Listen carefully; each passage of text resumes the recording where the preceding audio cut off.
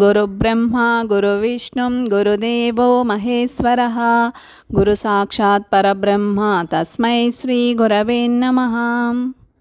యువ సామ్రాట్, పారలౌకిక విద్యా విశారదుడు, క్షరాక్షర వివేచన విద్యా సంపన్నురు, పరిపూర్ణ బోధస్థితి పురుషోత్తములు, శ్రీమద్రాజాదిరాజ మహారాజ రాజయోగీంద్ర చంద్ర అచల గురు సార్వభౌమ శ్రీ పూర్ణానంద బ్రహ్మానందార్య సద్గురుభ్యో నమో నమః. హిందువుల యొక్క గ్రంథమైనటువంటి భగవద్గీతను మా గురువుగారు శ్రీ పూర్ణానంద బ్రహ్మానంద స్వాములు 5/7/2024 నుంచి ప్రారంభిస్తున్నారు. కాబట్టి అందరము కూడా భక్తి శ్రద్ధలతో విని తరించాలని కోరుకుంటున్నాము. గురువులకు, గురుభక్తులకు అందరికీ ద్వాదశి నమస్కారములు తెలియజేసుకుంటున్నాను. జై సద్గురు ప్రభు మహారాజుకి జై. అస్మద్గురు సమారంభం కృష్ణ సాంగీతమధ్యమం ఓంకారపీఠ పర్యంతం వందే గురు పరంపరం. ద్వయాత్మరహిత సిద్ధాంతం పరమ పురుష ప్రబోధక శ్రీ వివేకానంద సుభయార్య సద్గురుభ్యో నమో నమః.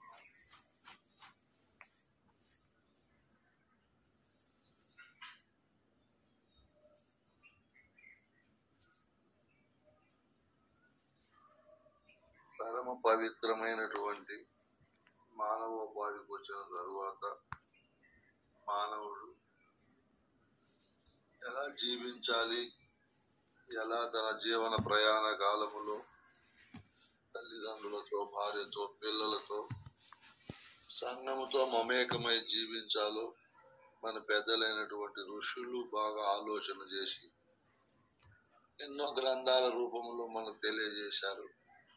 అటువంటి మహోన్నత వ్యక్తిత్వం కలిగిన ప్రాచీన పెద్దలైన ఋషి పొంగవులందరికీ నమస్కరించుకుంటూ ఈరోజు మనము స్థూల పరంగా, సూక్ష్మ పరంగా ఎంతో ఆనందంగా, నిర్మలంగా జీవిస్తున్నాము. స్థూల శరీరానికి కావలసిన విద్య, వైద్య, ఆహారము, ఆరోగ్యము, వస్త్రము మరియు శాస్త్ర సాంకేతిక రంగాల ద్వారా వచ్చినటువంటి విప్లవాత్మకమైన ఈ అభివృద్ధికి ఎంతో మంది పెద్దలు సేవ చేశారు. వాళ్ళ యొక్క కష్టముతో వచ్చినటువంటి ఫలాలను మనం ఈరోజు అనుభవిస్తున్నాము. అలాగే సూక్ష్మ శరీరానికి కావలసినటువంటి బ్రహ్మ విద్యను మనం అందరం ఈరోజు తెలుసుకొని భ్రాంతి రహితులమై నిర్మలంగా, నిశ్చలంగా, నిర్భయంగా జీవిస్తూ జనన మరణం అనే ఘోర సంసార బాధను తప్పించుకొని హాయిగా ఉండాము అంటే ఎంతో మంది ఋషి పొంగవులు పెద్దలు చేసిన కృషి, వారు అందించినటువంటి సాహిత్య రూపంలో వారసత్వ సంపద ద్వారా మనం అందుకున్నటువంటి ఫలాలు. ఇట్లా స్థూలంగా, సూక్ష్మంగా మనం అందరము ఇప్పుడు హాయిగా, ఆనందంగా, ఎంతో సౌకర్యంగా, సుఖంగా జీవిస్తున్నాము. ఇటువంటి జీవన విధానానికి ముందు ఎంతో మంది పెద్దల యొక్క కృషి, సేవ మనం గుర్తించాలి. అందుకే నిన్న చెప్పుకున్నాము, ప్రాచీన ఋషులైన మన పెద్దలు చెప్పినటువంటి సాంప్రదాయ పద్ధతులను మనం అవలంబిస్తూ ఆ పరిధిలోనే ఉంటూ ఆ పరిధిని, ఆ పరిమితులను దాటకుండా మనం ఎంత ఆధునికమైనటువంటి కాలంలో ఉండినా మన పెద్దలు చెప్పిన పద్ధతులను శిరసావహించి మనం ముందుకు పోతే బాగుంటుంది. ఇటువంటి పద్ధతుల్లో వేరే మతస్థులు, వేరే సాంప్రదాయస్తులు బాగా పాటిస్తున్నారని, మనము మన యొక్క మతంలో ఉండే వాళ్ళు పాటించలేదని, పాటిస్తేనే బాగుంటుంది, పెద్దల యొక్క ఆశయాలను మనము ముందుకు తీసుకొని పోయిన వారం అవుతాము, లేదంటే వారి ఆశయాలను, వారి యొక్క లక్ష్యాలను మనము దాటిన వాళ్ళమై వాళ్ళను బాధ పెట్టిన వాళ్ళం అవుతామని చెప్పుకున్నాము నిన్న. మనం మన పిల్లలకు నేర్పాలి మన పెద్దల యొక్క గొప్పతనము, మన సాంప్రదాయం యొక్క గొప్పతనము, నేను ఒక మతాభిమానంగా కాదు చెప్పడము, అన్ని కోణాలు ఆలోచన చేసి ఇంత పటిష్టమైన ఉత్కృష్టమైన యథార్థమైనటువంటి బోధన మనం తెలుసుకుంటున్నాం కాబట్టి ఇంత ఘనమైన సాంప్రదాయము ముందుకు విచ్ఛిన్నమై పతనమై పోతే చాలా ఇబ్బంది అనే భావనతో, ఎందుకంటే భ్రమలతో కూడి భ్రాంతులతో కూడి అసత్యముతో కూడినటువంటి బోధలు ముందుకు వస్తున్నాయి. వాటిపైన వాటిలో ఉన్నటువంటి వారు అతి దురాభిమానముతో ఉంటూ మిగతా వారి మనుగడకు ఆటంకాలు కలిగిస్తున్నారు. ఈ పరిపూర్ణ బోధ ఎరిగిన వారు ఎవరికి ఆటంకాలు కలిగించరు. బోధ ఆ విధంగా మనిషిని ఉత్తమోత్తమంగా తీర్చిదిద్దుతుంది. మన పరిపూర్ణ బోధ ఒక వ్యక్తికి అపరిమితమైనటువంటి జ్ఞానాన్ని అందించి బ్రాడ్ మైండ్, విశాలమైనటువంటి భావజాలం, విశాలమైనటువంటి హృదయం, అత్యున్నతమైనటువంటి హృదయజాలం, సంఘములో అందరూ పదుగురు నిన్ను చూసి బలి శభాషి త్రోవకు ఎదురు లేదనేటట్టు మన పెద్దలు చేస్తారు. కాబట్టి ఇంత ఉత్తమమైన పద్ధతిని మనము కూడా అభిమానించాలి. దీనిపైన ప్రేమ, విశ్వాసము, నమ్మకము, దీన్ని అభివృద్ధి చేయాలనే ఒక పట్టుదల, ఇవన్నీ మనకు ఉండాలి. దాన్ని నేను ఉద్దేశించి మనం చెప్పుకుంటున్నాం. ఇప్పుడు నాకు రాజకీయాలు ఇంకొకటి అనే మనం వాటిలోకి పోము. మనకు అవి ఏమి ఎంత ప్రధానమైనవి కాదు. మనం మాట్లాడే మాటలు మనకు సహజ సిద్ధంగానే ఉంటాయి. దీక్షితులు చెప్తాడు, మా బోధ గొప్పది, ఈ సిద్ధాంతం ఎనలేనటువంటి తత్వాన్ని మనిషికి ప్రబోధించి మనిషిని సంశయరహితుని చేసి భ్రాంతి లేని స్థితిలో ఉంచుతాది. ఇది అన్ని బోధల్లో నేను ఎరుగుండి ఈ బోధను చెప్తున్నానని చెప్పే విధానంలో నేను నాకు అట్లా చెప్పడము మా స్వభావమై ఉంది అంటాడు. అట్లా మన సాంప్రదాయాన్ని, మన ప్రబోధను ఘనమైనది, తొలలేనిది అని చెప్పడం మన స్వభావం, మన సహజ సిద్ధమై ఉంటుంది. మనము అన్ని బోధలను పరిశోధన చేసి అన్ని సిద్ధాంతాలను విచారించి చెప్పే దానికి కృష్ణ ప్రభువులు కూడా చెప్తాడు, ఆయన జనుల వలె జరుపు పనులను. మనం సంఘం శరణం గచ్చామి అని బుద్ధుడు చెప్పినట్లు ఆయన చెప్పిండే సంఘానికి శరణు జొచ్చమని ఆయన చెప్తాడు. మామూలుగా మనము సమస్త సంఘములో సమస్త కర్మలు నిర్వహిస్తూ సంఘాభివృద్ధికి ఆటంకం లేకుండా సంఘ మనుగడలో మన వంతు కృషిని మనం సల్పుతూ సంఘం అమేకమై జీవనం చేయమని మన పెద్దలు. ఈ విధమైనటువంటి పద్ధతులన్నీ మనం గమనించినప్పుడు మన వంతుగా ఉన్నది పరిపూర్ణం, లేనిది ఎరుకు కదా.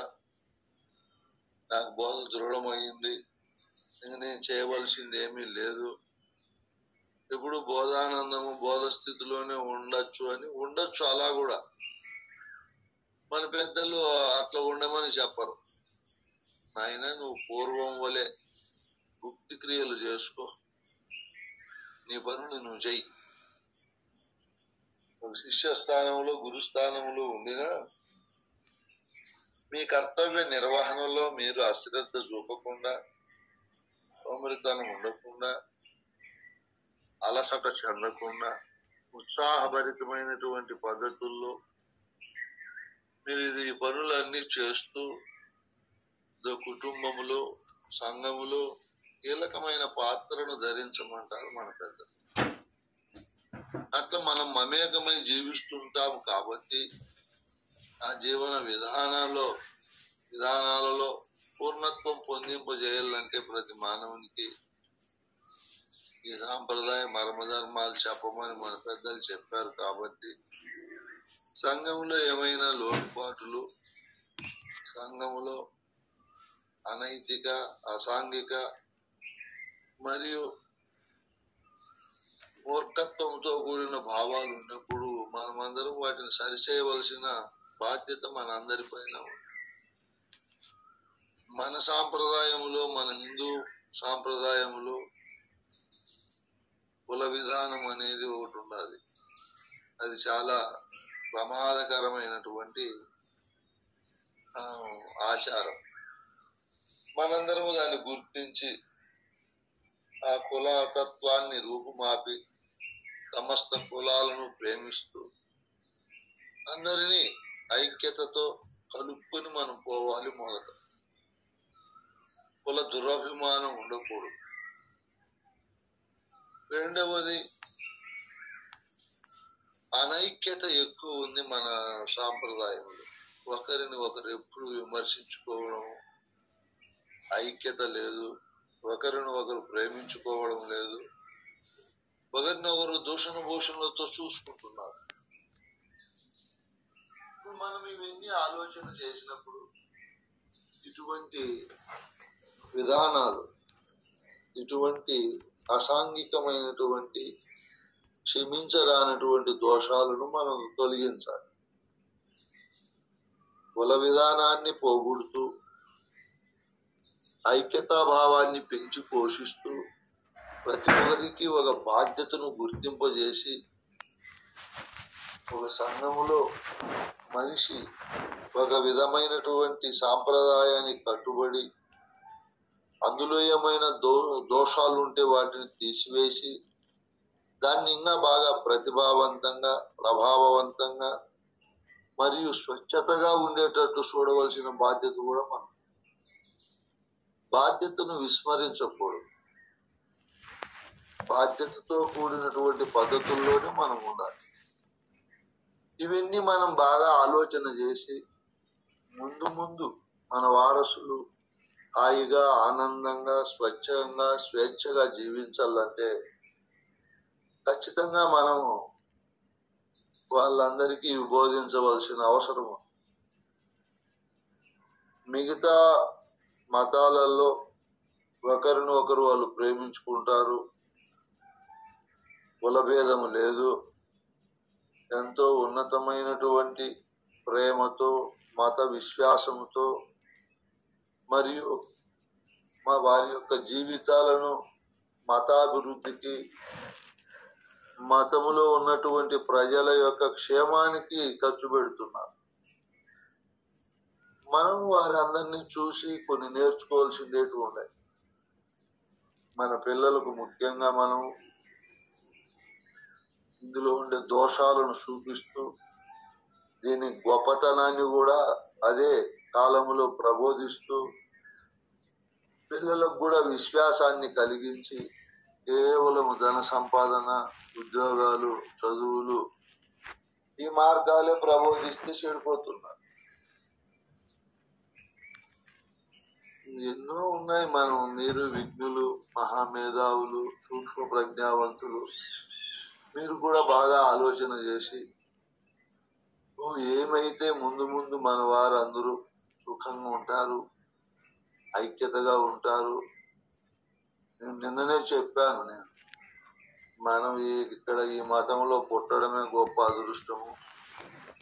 ఎంతో మంది మహనీయులు సత్యాన్ని ప్రబోధించారు, ధర్మాన్ని ప్రబోధించారు, ప్రేమను ప్రబోధించారు, అహింసను ప్రబోధించారు, త్యాగాన్ని ప్రబోధించారు, కరుణను, జాలి, త్యాగము ఇటువంటి ఉన్నతమైన సంపదలను పొంది అందరినీ పొందింపజేసేకి ఎంతో ఉత్తేజంతో మార్గదర్శకమైనటువంటి పద్ధతులతో మనకు అందించారు.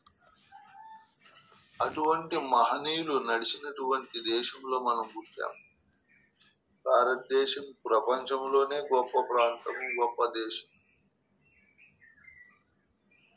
ఎంతో వారసత్వ సంపదలు ఒక శాస్త్రాల రూపములో, మాటల రూపములో అందించారు మన పెద్దలు.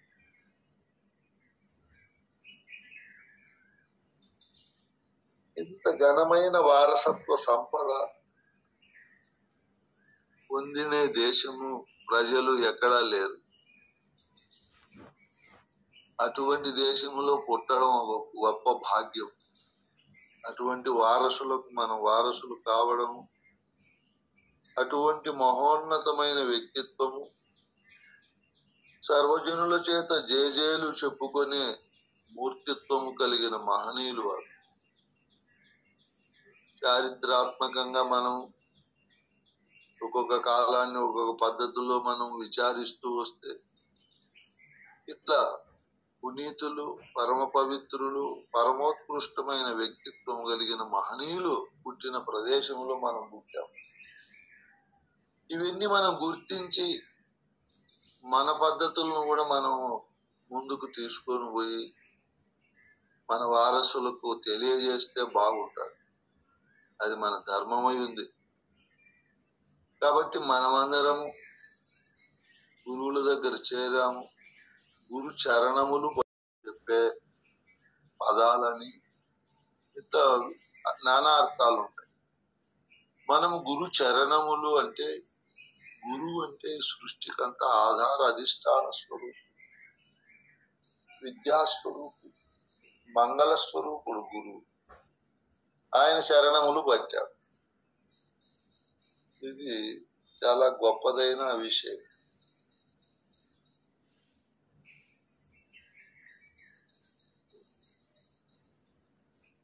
లఘు అంటే చిన్న వస్తువు, గురువు అంటే పెద్ద వస్తువు. ఈ సృష్టిలోనే పెద్ద వస్తువు పదాలు పట్టుకున్నాం. ఆయన చెప్పిన మాటలు. చిన్న వస్తువు చెప్పిండే మాటలు పట్టుకుంటే మనం చిన్నతనంలోనే ఉంటాం. పెద్ద పెద్ద అతి మహా పెద్ద వస్తువు చెప్పినటువంటి మాటలు పట్టుకున్నాం కాబట్టి మనం కూడా పెద్దవారం అవుతాం. పులులకు పుడితే పులి స్వరూపముతో, పులి గుణాలతోనే ఉంటాయి వాటి పిల్లలు. మనం గురుతత్వాన్ని అర్థం చేసుకొని గురు స్వరూపాన్ని పొందినాం కాబట్టి మనం కూడా గురు స్వరూపాన్ని దాలుస్తాం. దాంట్లో సందేహం లేదు. లఘు స్వరూపాలన్నీ దాటుకొని ఓహో గురువు అంటే సృష్టిలోనే ఘనమైన స్థానము, అమోఘమైన, అద్భుతమైన, స్వశక్తి కలిగినటువంటి, స్వయం ప్రకాశము కలిగినటువంటి వస్తువు. అటువంటి మంగళ విద్య, అఖండ చేతన స్వరూపము కలిగిన గురుతత్వము చెప్పినటువంటి మాటలు, వాళ్ళు చెప్పిన మంత్రాలు, వాళ్ళు చెప్పినటువంటి యథార్థమైనటువంటి వాక్యాలను మనం పట్టుకున్నాం. ఇంతకంటే జీవితంలో ఏం కావాలి? ఏం చెప్పారు గురువులు? నాయన, రానిది పోనిది బయలని, లేనిది ఎరుకయని లెస్సగా దృఢమయ్యే వరకు మన పెద్దలు చెప్పారు. నిజమైన దైవము రాదు పోదు, అది పరిపూర్ణంగా ఉంది నాయన. ఇదిగో ఆ వస్తువును చూడని చూపించారు. ఆ తరువాత నీ స్వరూపము అఖండమని, అఖండ చేతన బ్రహ్మమని, ఎరుక స్వరూపమని, ఆత్మస్వరూపమని, పరమాత్మ స్వరూపమని, ద్రష్ట స్వరూపమని, ఇట్లా ఎన్నో నామాలతో నిన్ను చెబుతూ చివరికి నీకు స్థిరత్వం ఉందా లేదా అని నీ చరిత్రను అంతా ప్రబోధించి, నీ చరిత్ర అంతా కూడా లేనిదే నాయన, స్థిరమైనది కాదు నాయన అని, లేనిది ఈ ఎరుకయని దృఢమయ్యే వరకు మన పెద్దలు ప్రబోధించారు. వాళ్ళు అనుభవించి, వాళ్ళు ఆ బోధతో తృప్తి చెంది నిస్సందేహపరులై, అశరీరులై, అనహంకారులై జనన మరణం అనే ఘోర సంసార బాధను తప్పించుకున్న వారై మనకు ప్రబోధించారు. ఇవి మనం పట్టుకున్నాం గురుచరణము. ఈ గురుచరణములే అఖండమైనటువంటి తత్వాన్ని, విద్యా తత్వాన్ని మరియు జ్ఞాన తత్వాన్ని ప్రబోధించి మన యొక్క భావజాలాన్ని విశాలము చేస్తాం. మామూలుగా మానవ లోకాన్ని మనం పరిశోధన చేస్తే భౌతికమైన జ్ఞానాలన్నీ సంపాదించుకొని పెట్టుకున్నారు వాళ్ళు. వ్యాపారం ఎలా చేయాలి, ఉద్యోగం ఎలా చేయాలి, వ్యవసాయం ఎలా చేయాలి, సేవకా వృత్తులు ఎలా చేయాలి అని అనేక నైపుణ్యాలు కలిగి జీవితాన్ని భౌతికంగా సుభిక్షము, సుసంపన్నము, సుభద్రత చేసుకోవాలని తాపత్రయపడి ఆ భావాలలో మంచి మేధాతనం కలిగి ఉండాలి. మనకు అరవింద్ ఘోష్ చెప్పాడు, నాయనా దేశాన్ని చూస్తే నాకు బాధ కలుగుతా ఉంది. ఎందుకు నీకు బాధ కలిగేది అని అడిగాడు గాంధీ మహాత్ముడు. అన్ని విషయాలలో దేశము చాలా పూర్ణంగా విజృంభిస్తా ఉంది, పురోభివృద్ధి చెందుతా ఉంది. విజ్ఞాన దృష్టిలో, వేదాంత దృష్టిలో వెనుకబడిపోతా ఉంది. మీరు బాగా ఆలోచన చేయండి ఈ పాయింట్. మన తాత ముత్తాతలు, మన తల్లిదండ్రులు, వాళ్ళకంటే పూర్వీకులు ముందుకు పోతే ఎంతో శాంతిని, ఆనందాన్ని, నిర్మలత్వాన్ని, నిశ్చలత్వాన్ని, ప్రేమ స్వరూపాన్ని అనుభవించి జీవించారు వాళ్ళు.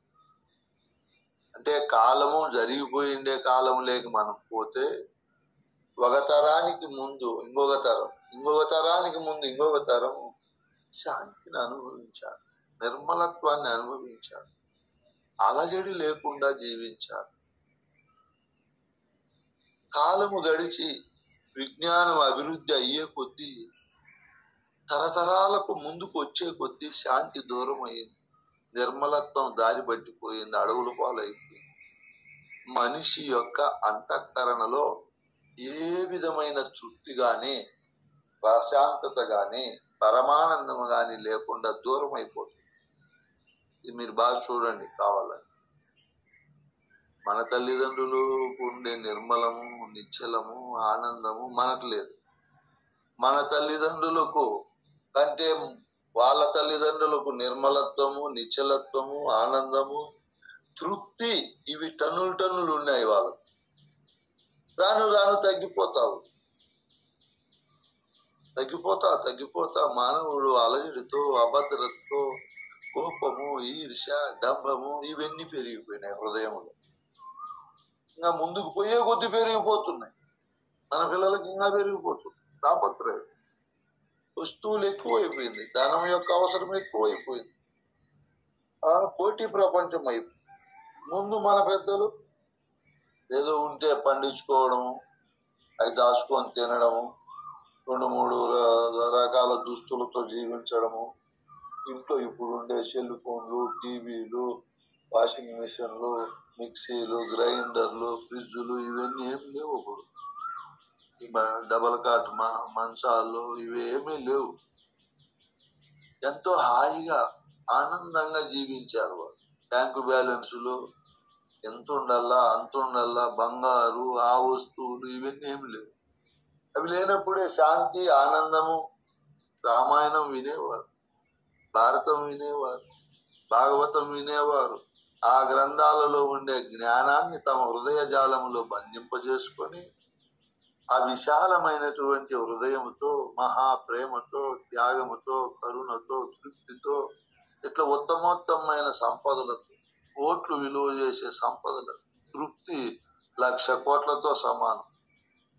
తృప్తిని చెందిన మనుజుడు సప్త ద్వీపంబులనైన చక్కంబడు. ఒక తృప్తి ఉంటే వాడు ఎక్కడైనా చక్కబడతాడు, నిర్మలంగా ఉంటాడు. వాడు తృప్తి చెందని మనుజుడు సప్త ద్వీపాలకు రాజైనా వాడికి నిద్ర రాదు. చూడు, ఈ తృప్తి అనే సంపద అంత గొప్పది. ఆయన భీష్ముడు చెప్తాడు, మహాభారతములో శాంతి పర్వములో చెప్తాడు, శాంతం అనేది ఓ దుర్యోధన సముద్రము కంటే గొప్పది. శాంతము 1,00,000 కోట్లతో సమానము నాయన. తొందరపాటు ఉండకూడదు, క్రోధం ఉండకూడదు. అవి మానవుని అధోగతికి తీసుకొని పోతాయి. భాగవత కృష్ణ ప్రభువులు ఏం చెప్తాడు? కోపమే పాపం మనవడు, కోపమే అహంకారం అని కొనియాడబడు, కోపమే తాపం అనబడు, కోపమే మృత్యు అనబడును కుటిల విరహిత. చూడు ఏం అద్భుత. కోపమే తన శత్రువు, తన శాంతమే తనకు దయ రక్ష సుట్టంబో. తన తరువాత ఏందిమా అయిపోతే ఎట్లా? అయ్యా నమస్కారం అయ్యా. అన్ని కోణాలలో తనకు భద్రతను కలిగిస్తాది, ఒక కోట వలె ఉంటాది. ఎంతో అద్భుతమైన భావజాలం ఇమిడిస్తారు అంత చిన్న చిన్న మాటల్లోనే. ఈ విధంగా మనకు ఈ కాల ప్రవాహములో పెద్దలు ఇవన్నీ అనుభవించి శాంతం ఎంత గొప్పదినైనా ఇంకా ప్రేమను గురించి చెప్తాడు. రామకృష్ణ పరమహంస తన శిష్యుడైన వివేకానందుని లాస్ట్లో కూర్చొని, నాయన నేను ఎన్నో సంవత్సరాలు తపస్సు చేసి తెలుసుకున్నటువంటి ఈ విద్యను నీకు ప్రేమ స్వరూపంగా అందిస్తున్నాను, తీసుకో ఈ శక్తియుక్తులను. ఈ ప్రేమ తత్వముతో ప్రపంచాన్ని జయించవచ్చు నాయన. అందరినీ ప్రేమిస్తే నీవు ప్రపంచంలోనే విరాజిల్లే స్థానం లేకపోతావు. ప్రేమ గొప్పది, అది ఇచ్చే కొద్దీ పెరిగిపోతాది కానీ తరిగిపోదు. రామునికి కూడా యోగ వాసిష్టములో వశిష్ఠుడు చెప్తాడు ప్రేమ ప్రేమ ప్రేమ అని. పుట్టపర్తి సత్యసాయి బాబా గారు కూడా ఎక్కువ ప్రేమను బోధిస్తారు. ప్రేమ, ప్రేమించు ప్రేమించు ప్రేమించు. నేను అప్పుడప్పుడు కొందరిని అడుగుతుంటాను, ఈ గురువులను వీళ్ళందరినీ, ఆయన నువ్వేమన్నా ఎవరినైనా ప్రేమించినావా అంటేనే కోప్పడతారు. ఏం స్వామి ఎట్లా అడుగుతున్నావు? అయ్యో తప్పేముంది నాయన, పెళ్లి కాకముందు ఏమన్నా ఎవరినన్నా ప్రేమించినావా? పెళ్ళైన తరువాత ఎవరినన్నా ప్రేమించినావా?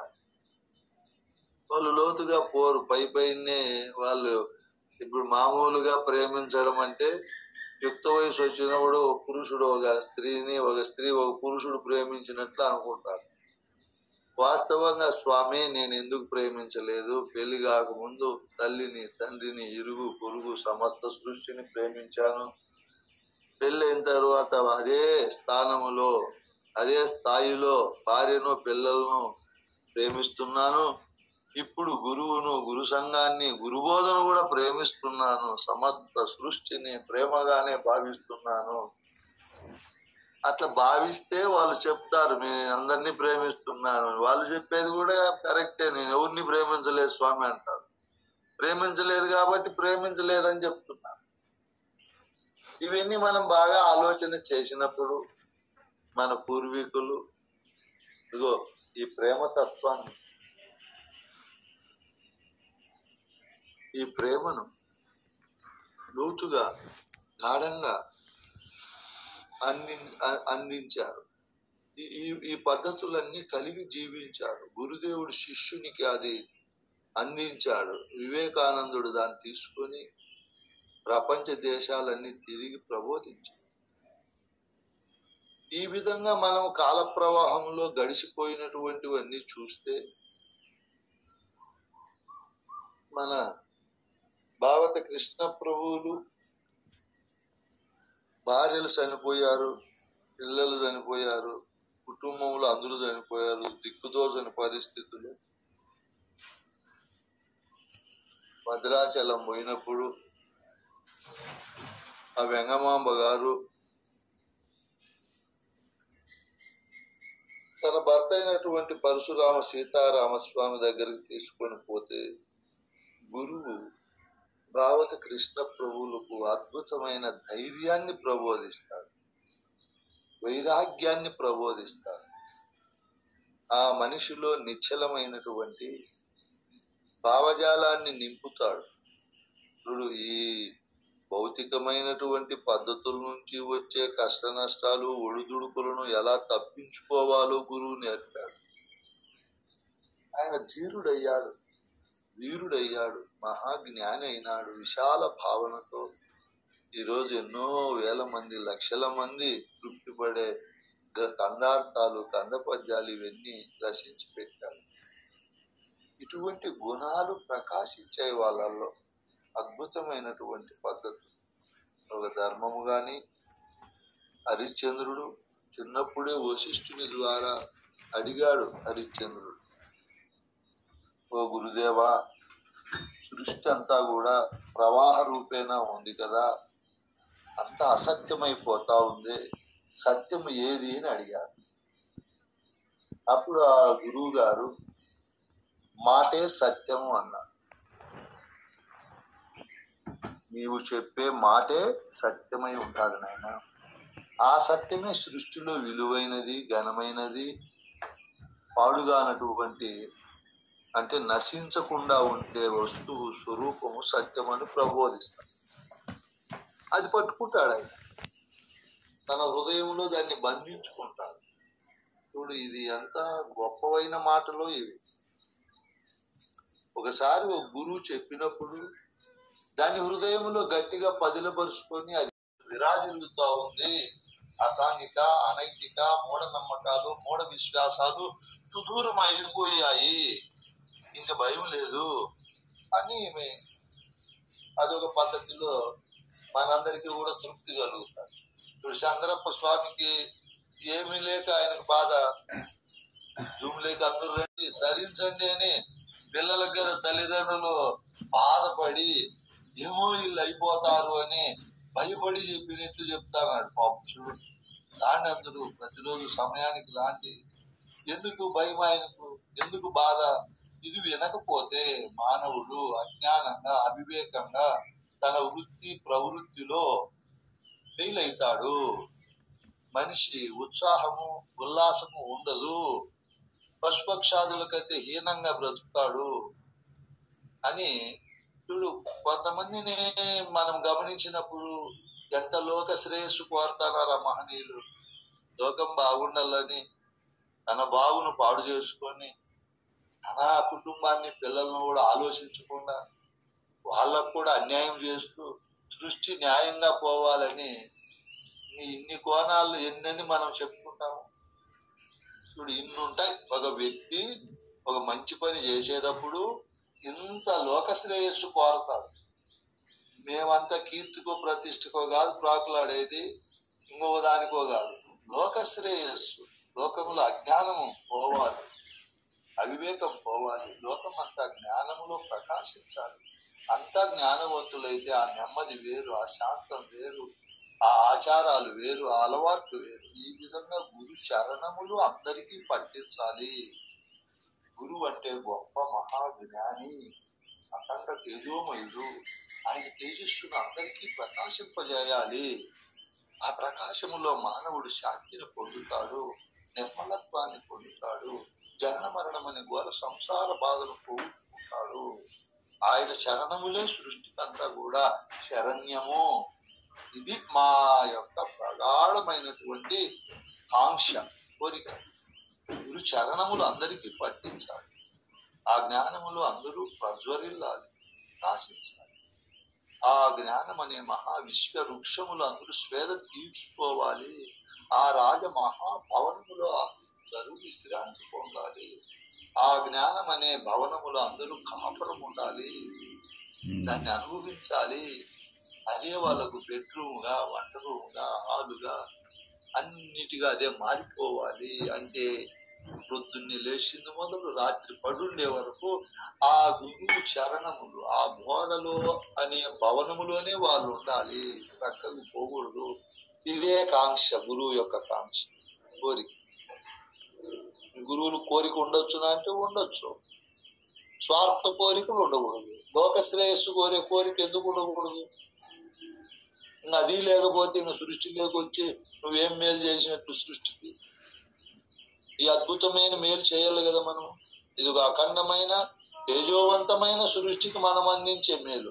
ఓయమ్మా, నేను సృష్టికి వచ్చాను, గురువు దగ్గర బోధ విన్నాను, ఇదిగో ఈ 10 మందికి ఈ మార్గం చూపించాను. నువ్వు బంగారు ఇచ్చినా, వెండి ఇచ్చినా, భోజనము, వస్త్రాలు ఇచ్చినా అవే అజ్ఞానమే కదా. అది హృదయంలో శాంతిని ఇవ్వలేదు కదా, తాత్కాలిక సంయోగ ఆనందమే కదా, మళ్ళా వియోగం అవుతుంది కదా. ఈ బోధన అందిస్తే ఎంత బాగుంటుంది.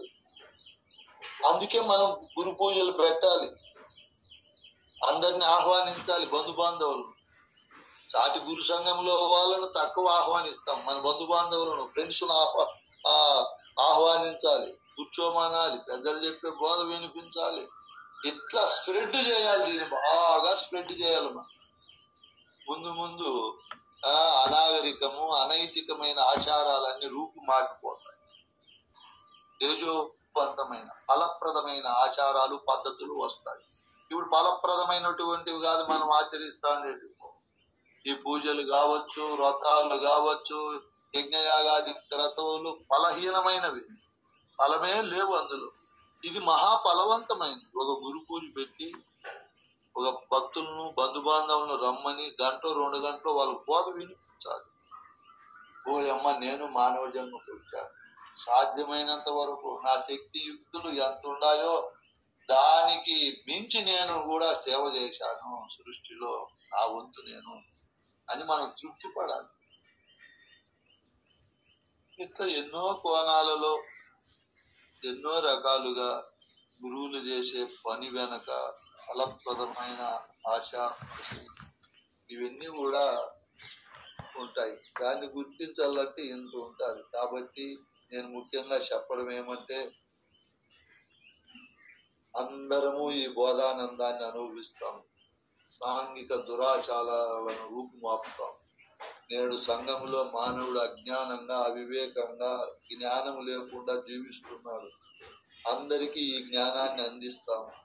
అందరికీ గురు చరణములు పట్టిస్తాము. గురు చరణముల వల్ల గురుతత్వాన్ని పొందింపజేస్తాం అందరికీ. తద్వారా నిర్భీతి వస్తుంది, నిర్మలం వస్తుంది, అసహనం పోతుంది, అలసట పోతుంది, ఉత్తేజితమైనటువంటిది వస్తుంది. ఇది లేనెరుగు కదా, భ్రాంతిరహితము కదా, ఇవన్నీ ఎందుకు అవన్నీ ఎందుకు అని తిక్క మాటలు వద్దు. అవన్నీ కూడా నాకు బాగా తెలుసు, అవి చెప్పే వాళ్ళ కథ కూడా నాకు తెలుసు. అవన్నీ ఎందుకు అనేవానికి నీకు డబ్బు ఇస్తే తీసుకోవు, పరులు సొత్తు ఆశపడవు. అవన్నీ ఎందుకు అనేవాని ఇంట్లోనే ఉండు. మభ్యపెట్టే మాటలు చెప్తారు మీరు సంఘంలో, గురుద్రోహులారా. అవన్నీ ఎందుకంటే ఇంక నువ్వు కుటుంబంలో ఎందుకు వ్యవహారం చేస్తావు, ఎందుకు డబ్బులు కాశపడుతున్నావు, అవన్నీ చేస్తున్నావు. ఇవన్నీ ఎందుకు లేనేది, వేరే వాళ్ళ మనసు ఇరగొడతావు నువ్వు. నీకు ఎవరిచ్చినారా హక్కు? దుర్మార్గమైన బుద్ధి మానుకో. ఎట్లుండాలా, నువ్వేమీ లేదన్నప్పుడు అట్లే ఉండాలి. మళ్ళీ ఎక్కడా బోధ వినకూడదు, ఎవరితో కలవకూడదు, ఎవరేమి ఇచ్చినా తీసుకోకూడదు, అన్నం కూడా తినకూడదు. ఇదేమీ లేదు, పోతే 3 రోజులు పోనీలే. బట్టలు ఎందుకు నీకు, మళ్ళా నామాలు ఎందుకు పెట్టుకుంటావు, మళ్ళా తెల్ల కండవాలు ఎందుకు మెడలో వేసుకుంటావు? అందరి సొమ్ము నాకే కావాలా? అనిత్యాన్ని అందరి సొమ్ము అను. ఎందుకు దానిపైన? ఇవన్నీ కాదు. మనం సంఘంలో ఉండాము, చేయవలసిన పనులు ఖచ్చితంగా చేయాలి.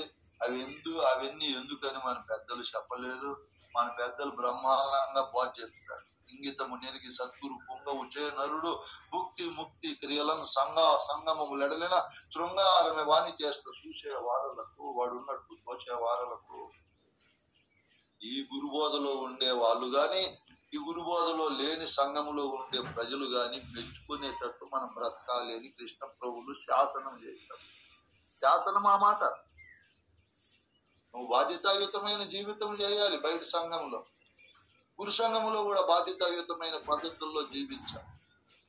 బయట అందరూ మెచ్చుకునేటట్లు కర్మకాండ చేయాలి. మనం గృహస్థాశ్రమంలో ఉన్నాం. సోమరితనము, అలసట, అదెందుకు ఇదెందుకు అని నైరాశ్యము ఉండకూడదు. ఆశయంతో గురువు చెప్పినటువంటి కైంకర్యం చెప్పాడు. నాయన, నువ్వు ఆ పనులు చేయి, ధర్మంగా జీవించు, న్యాయంగా బ్రతుకు, కష్టపడు నాయన అని. కష్టే పని అని 100 సార్లు చెప్పారు మన గురువు. దీక్షితులు చెప్పారు. ఇట్లా అన్ని చేసుకుంటూ ఉత్తేజపూరితంగా జీవిస్తూ గురువాక్యాన్ని మరవకుండా జ్ఞానాన్ని విశాలంగా పెంచి పెద్ద చేసుకొని మనం ముందుకు పోవాలని మన పెద్దలు చెప్పారు. అన్ని మనం ముందు పెట్టుకొని పెద్దలు చెప్పే మాటలను మనం దూరం చేయకుండా అతి దగ్గరగా పోవాలి. మీరంతా గనులు, మహాసూక్ష్మ ప్రజ్ఞావంతులు, మెచ్చేవారు మీరు. విఘ్నులన్నీ నేను ఇంత కష్టపడి బోధ చెప్తున్నా. అందముగా గనులు మెచ్చెదరు. ఎందుకు మెచ్చెదరు దీన్ని ఇతర జనములు? చంద్రుడు ఉదయం పొందిన సింధువు సెలరేగినట్టు సెలవుని షేర్లు బావులు నూతులు ఏర్లు మందయానల పొందు మగవారి నుతి చేతురు ఎందుకు నుతి చేతురు ఇలా షండ పురుషుడు అంటే ఎవరు? షండ పురుషుడు అంటే ఎవరు? పురుషుడంటే మేమే కాదు, మీరంతా పురుషులే, స్త్రీలు కూడా. ఈ నవద్వార పురాన్ని ఋషి నేననే ఒక పరమాత్మ ఆశ్రయించుకొని ఈ శరీరం అనే పట్టణాన్ని పరిపాలించేవాడే పురుషుడు. శరీరం స్త్రీ కావచ్చు, పురుషుడు కావచ్చు. దీన్ని పట్టణాన్ని పరిపాలించే వానికే వేదమాత పురుషుడని పేరు పెట్టి, ఈ పురుషుడు ఈ పరిపూర్ణ బోధను మెచ్చుతాడు. సండ పురుషుడు అంటే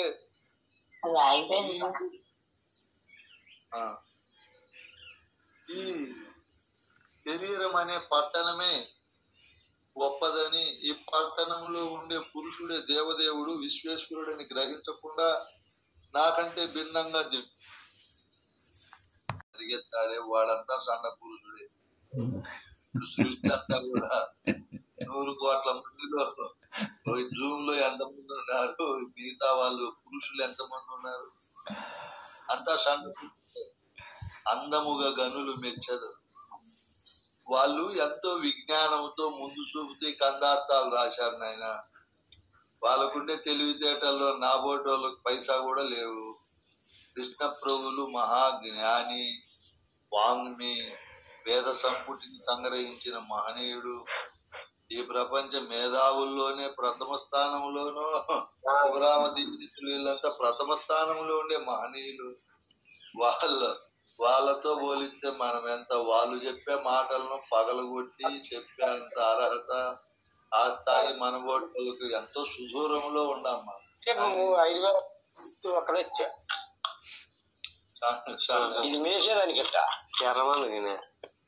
పురుషులంటే ఎవరు?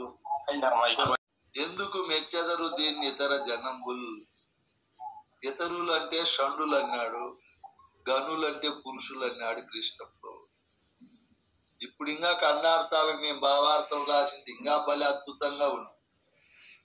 అప్పటికిప్పటికి నాకు ఇంకా ఎంత జ్ఞానం పెరిగిందో. నేను ఇంత జ్ఞాన సంపుటిలో ఉండేకి ముఖ్య కారణము మీ ఓటి శ్రద్ధగా వినేవాళ్ళే. కాబట్టి మీరు సంపూర్ణ ఆరోగ్యంగా ఆనందంగా చిరకాలము నాతో మీరు సంగమై ఉండాలని మనసావాచని కోరుకుంటున్నాను. నా వల్ల మీరు, మీ వల్ల నేను ప్రకాశిస్తాను చెప్పారు. సహనావతు సహనో భునక్తు సహవీర్యం కరవావహై తేజస్వినావధీతమస్తు మా విద్విషావహై. ఓం శాంతి శాంతి శాంతి. గురు శిష్యులిద్దరూ శాంతిని పొందుతున్నారు. ఎలా పొందుతున్నారు? గురువు దగ్గర ఉండే ఈ తేజోమయమైన విద్యను శిష్యునికి ప్రసాద రూపంలో పంచి పెడుతున్నారు. ఇట్లా పెంచి పోషించే పద్ధతుల్లో ఇద్దరికి బలం తగ్గకూడదంట. ఎంత గొప్ప మాటలు చూడండి స్వామి, ఎట్లొస్తాయేమో వాళ్ళకు. మనం చెప్తాం అట్లా, మన తాతల జన్మంత వయసునే చెప్పలేము. మేము గురు శిష్యులు ఇద్దరము కూర్చొని అద్భుతమైన, సత్యమైన, ప్రతిభావంతమైన, ప్రకాశవంతమైన, యథార్థమైన బోధను విచారిస్తున్నాం. మధ్యలో ఆటంకాలు రావచ్చు, ఎన్నో ఆటంకాలు. పూజలకు పోవచ్చు, ఆ ట్రైన్లు సమయం తప్పిపోవచ్చు, వేరే వేరే ఒడిదుడుకులు వచ్చినా ఓహో సమయం 5 గంటలకు నా కోసం ఎదురు చూస్తుంటారు. నేను ఎలా ఇంకా ఈ జ్ఞానం అనే తేజస్సును వీర్యవంతంగా, తేజోవయంగా, ఉల్లాసంగా వాళ్ళ మనస్సును ప్రపంచ విషయాలకు పోనీయకుండా ఇంకేం చెప్తాడు అనేటట్టు ఎదురు చూసేటట్టు ఎలా చెప్పాలి అని నేను ఈ మహాయజ్ఞం కోసమే పరితపించాలి. బయట ఎన్ని పనులు చేసినా ఇక్కడే మనసు పెట్టాడు. మీరు కూడా ఆ స్వామి ఇంకా ఏం చెప్తాడు, ఎలా చెప్తాడు, వేదాంతం అంటే ఎట్లుంటుందా, ఈ జ్ఞానం మన హృదయంలో పెంచి పోషించుకుంటే మన స్థితులు ఇలా ఉంటాయా, ఓ సంఘములో ఉండే మూఢాచారాలు ఇట్లుంటాయా, ప్రజలంతా వాటి కోసం వెంబడిస్తున్నారా, దానికి మనం అడ్డుకట్ట వేయాలి, పోకుండా వేయాలి, బ్రేకులు వేయాలి, కోటలు కట్టాలి, దాన్ని వెనుకకు తీసుకొని రావాలి, దీనికి ఏం చేయాలి మనము, ఓహో గురువు పూజలు పెట్టమన్నాడు కదా, సింపుల్ గా మనము సంవత్సరానికి ఒకసారి గురు పూజ చేస్తాము, ఇంకుంటే 10 ఏళ్ళు 20 ఏళ్ళు ఉంటాము, 20 పూజలన్నా చేస్తాము, 10 అన్నా చేస్తామని ఓహో నిన్నేం చెప్తాడు రేపేం చెప్తాడు ఉండు, మధ్యలో సీరియల్కి అంతరాయం అయితే ఆ భాగం ఎట్లా తగ్గిపోతాదో, మళ్ళా కథ ఎట్లా అర్థం కాదో అట్లా కాదు కదా అని చెప్పి మీరు మేము అందరము ఏకమై ఈ మహాయజ్ఞాన్ని విజయవంతంగా సంపూర్ణంగా ఇందులో ఉండే భావజాలాన్ని అర్థం చేసుకుని ముందుకు పోయేటట్టు, అట్లా ఘనులు మీరు సామాన్యులు కాదు నాయనా. మీకు మరొకసారి సద్గురు కరుణ కటాక్ష వీక్షణ శుభములు మనసావాచ కలగాలని కోరుకుంటూ ఈరోజు నేను ఇక్కడి నుంచినే మళ్ళీ రేపు ప్రారంభిస్తాను. తొందరలో మనం భగవద్గీత అనే మహాయజ్ఞము, ఉత్కృష్టమైన తేజోవంతమైన గ్రంథం, అది ఎంతో విజ్ఞానాన్ని మనకు తెలియజేస్తుంది. ఉన్నది పరిపూర్ణము, లేనిది ఎరుక కథ ప్రక్కన పెడదాం. ఆ మాటలు అందులో ఉండినా లేకపోయినా మన భావం, మన జ్ఞానం, ప్రకాశం, ఆ పవర్ అంతా మనలోకి చేరుకుంటారు. ఇప్పుడు గురుగీతలు విన్నారు, అందపద్యాలు విన్నారు, ఆ ప్రకాశం కొద్ది కొద్దిగా మామూలుగా నేను ఇప్పుడు కొత్త మాటలు చెప్తున్నాను. సంతానాన్ని మీరు మీ బంధుబాంధవులను ఎక్కువ మందిని కనమన్నారు. ఎందుకు? మొదట పుట్టే పిల్లలకు అంత తెలివితేటలు ఉండవు. మేమందరం కూడా 5, 6, 7 సంతానాలుగా పుట్టిన వాళ్ళం. మొదట 1, 2 వాళ్ళకి అంత మేధాతనము, చురుకైన ఆలోచనలు ఉండవు. రాను రాను ఎక్కువ తెలివితేటలు ఉంటాయి. అదిగాక మా ఊర్లో ఇప్పుడు ఇద్దరికి ఒకరే సంతానం అయింది అనుకో, ఒక భార్యాభర్తకు ఒక కొడుకే ఉన్నాడు అనుకో, లేదా ఒక కూతురే ఉందనుకో, ఈ పక్కన ఇద్దరే, అట్లా 1 కోటి మంది జనాభాకు ఆ 50 ఏళ్ల కాలంలో 50 కోట్లు అయిపోతుంది జనాభా. మళ్ళా 50 ఏళ్ళకి 25 కోట్లు అయిపోతుంది. ఒకరినే కంటే జనాభా సర్వనాశనం అయిపోతుంది మనోళ్ళు. మిగతా వాళ్ళు ఎక్కువ సంఖ్యలో జనాభాను కని వాళ్ళ సంఖ్య ఎక్కువైపోయింది. నేను అట్లా అని కూడా చెప్పడం లేదు, మన దాంట్లో సమస్యలు ఉంటాయి. మా ఊర్లో 30 ఏళ్ళ పైన ఉండే మగపిల్లలు 10 మంది ఉంటారు. వాళ్ళు పెళ్లి కూతుర్లు లేరు. ఒక్కొక్కరినే కని ఇట్లా సంఘానికి కూడా హాని చేస్తున్నాం. కనీసం మనము 2 పైన ఎంత మందిని కంటే అంత మంచిది. అది అట్లా కూడా సంఘానికి మనం మేలు చేసిన వాళ్ళం అవుతాం. ఈ బోధ, ఈ పూజలు ఒక రకం మేలు, అది ఇంకొక రకం మేలు. ఎంత వీలైతే అంత మేలు చేయాలి మన సంఘానికి. నేను గురువాక్యంగా చెప్తున్నా, మీరు దీన్ని సీరియస్ గా తీసుకొని మీ బంధుబాంధవులను దయ ఉంచి ఎక్కువ మంది పిల్లలను కనమని చెప్పండి. మా ఊర్లో రోజు స్కూల్ చదువు చెప్పను పోయి ఆ పిల్లోళ్ళు కనపడము, ఆ తల్లిదండ్రులు, స్వామి నువ్వు దేశం తిరుగుతా అంటావు, ఎక్కడన్నా పెళ్లి కూతుర్లు చూడు స్వామి, పెళ్లి కూతుర్లు చూడు స్వామి అని వాళ్ళు కన్ను మూసిన కన్ను తెరసిన ఆ కొడుకు పెళ్ళే గుర్తు వస్తుంది. మన గురుమంత్రం గుర్తుని నేను ఎంతో బాధపడుతున్నాను. అయ్యో ఎంత ఇబ్బంది అవుతుంది, పెళ్లి కూతుర్లను చూడలేను నాయన, నాకు ఆ సమయము తక్కువ, ఆ పద్ధతుల్లో నేను లేని, ఇప్పుడు పుస్తకాలు రాయను, ఈ బోధ చెప్పను, ఇదే సరిపోతుంది. ఈ మాట మాత్రం చెప్తా ఇంక నుంచి.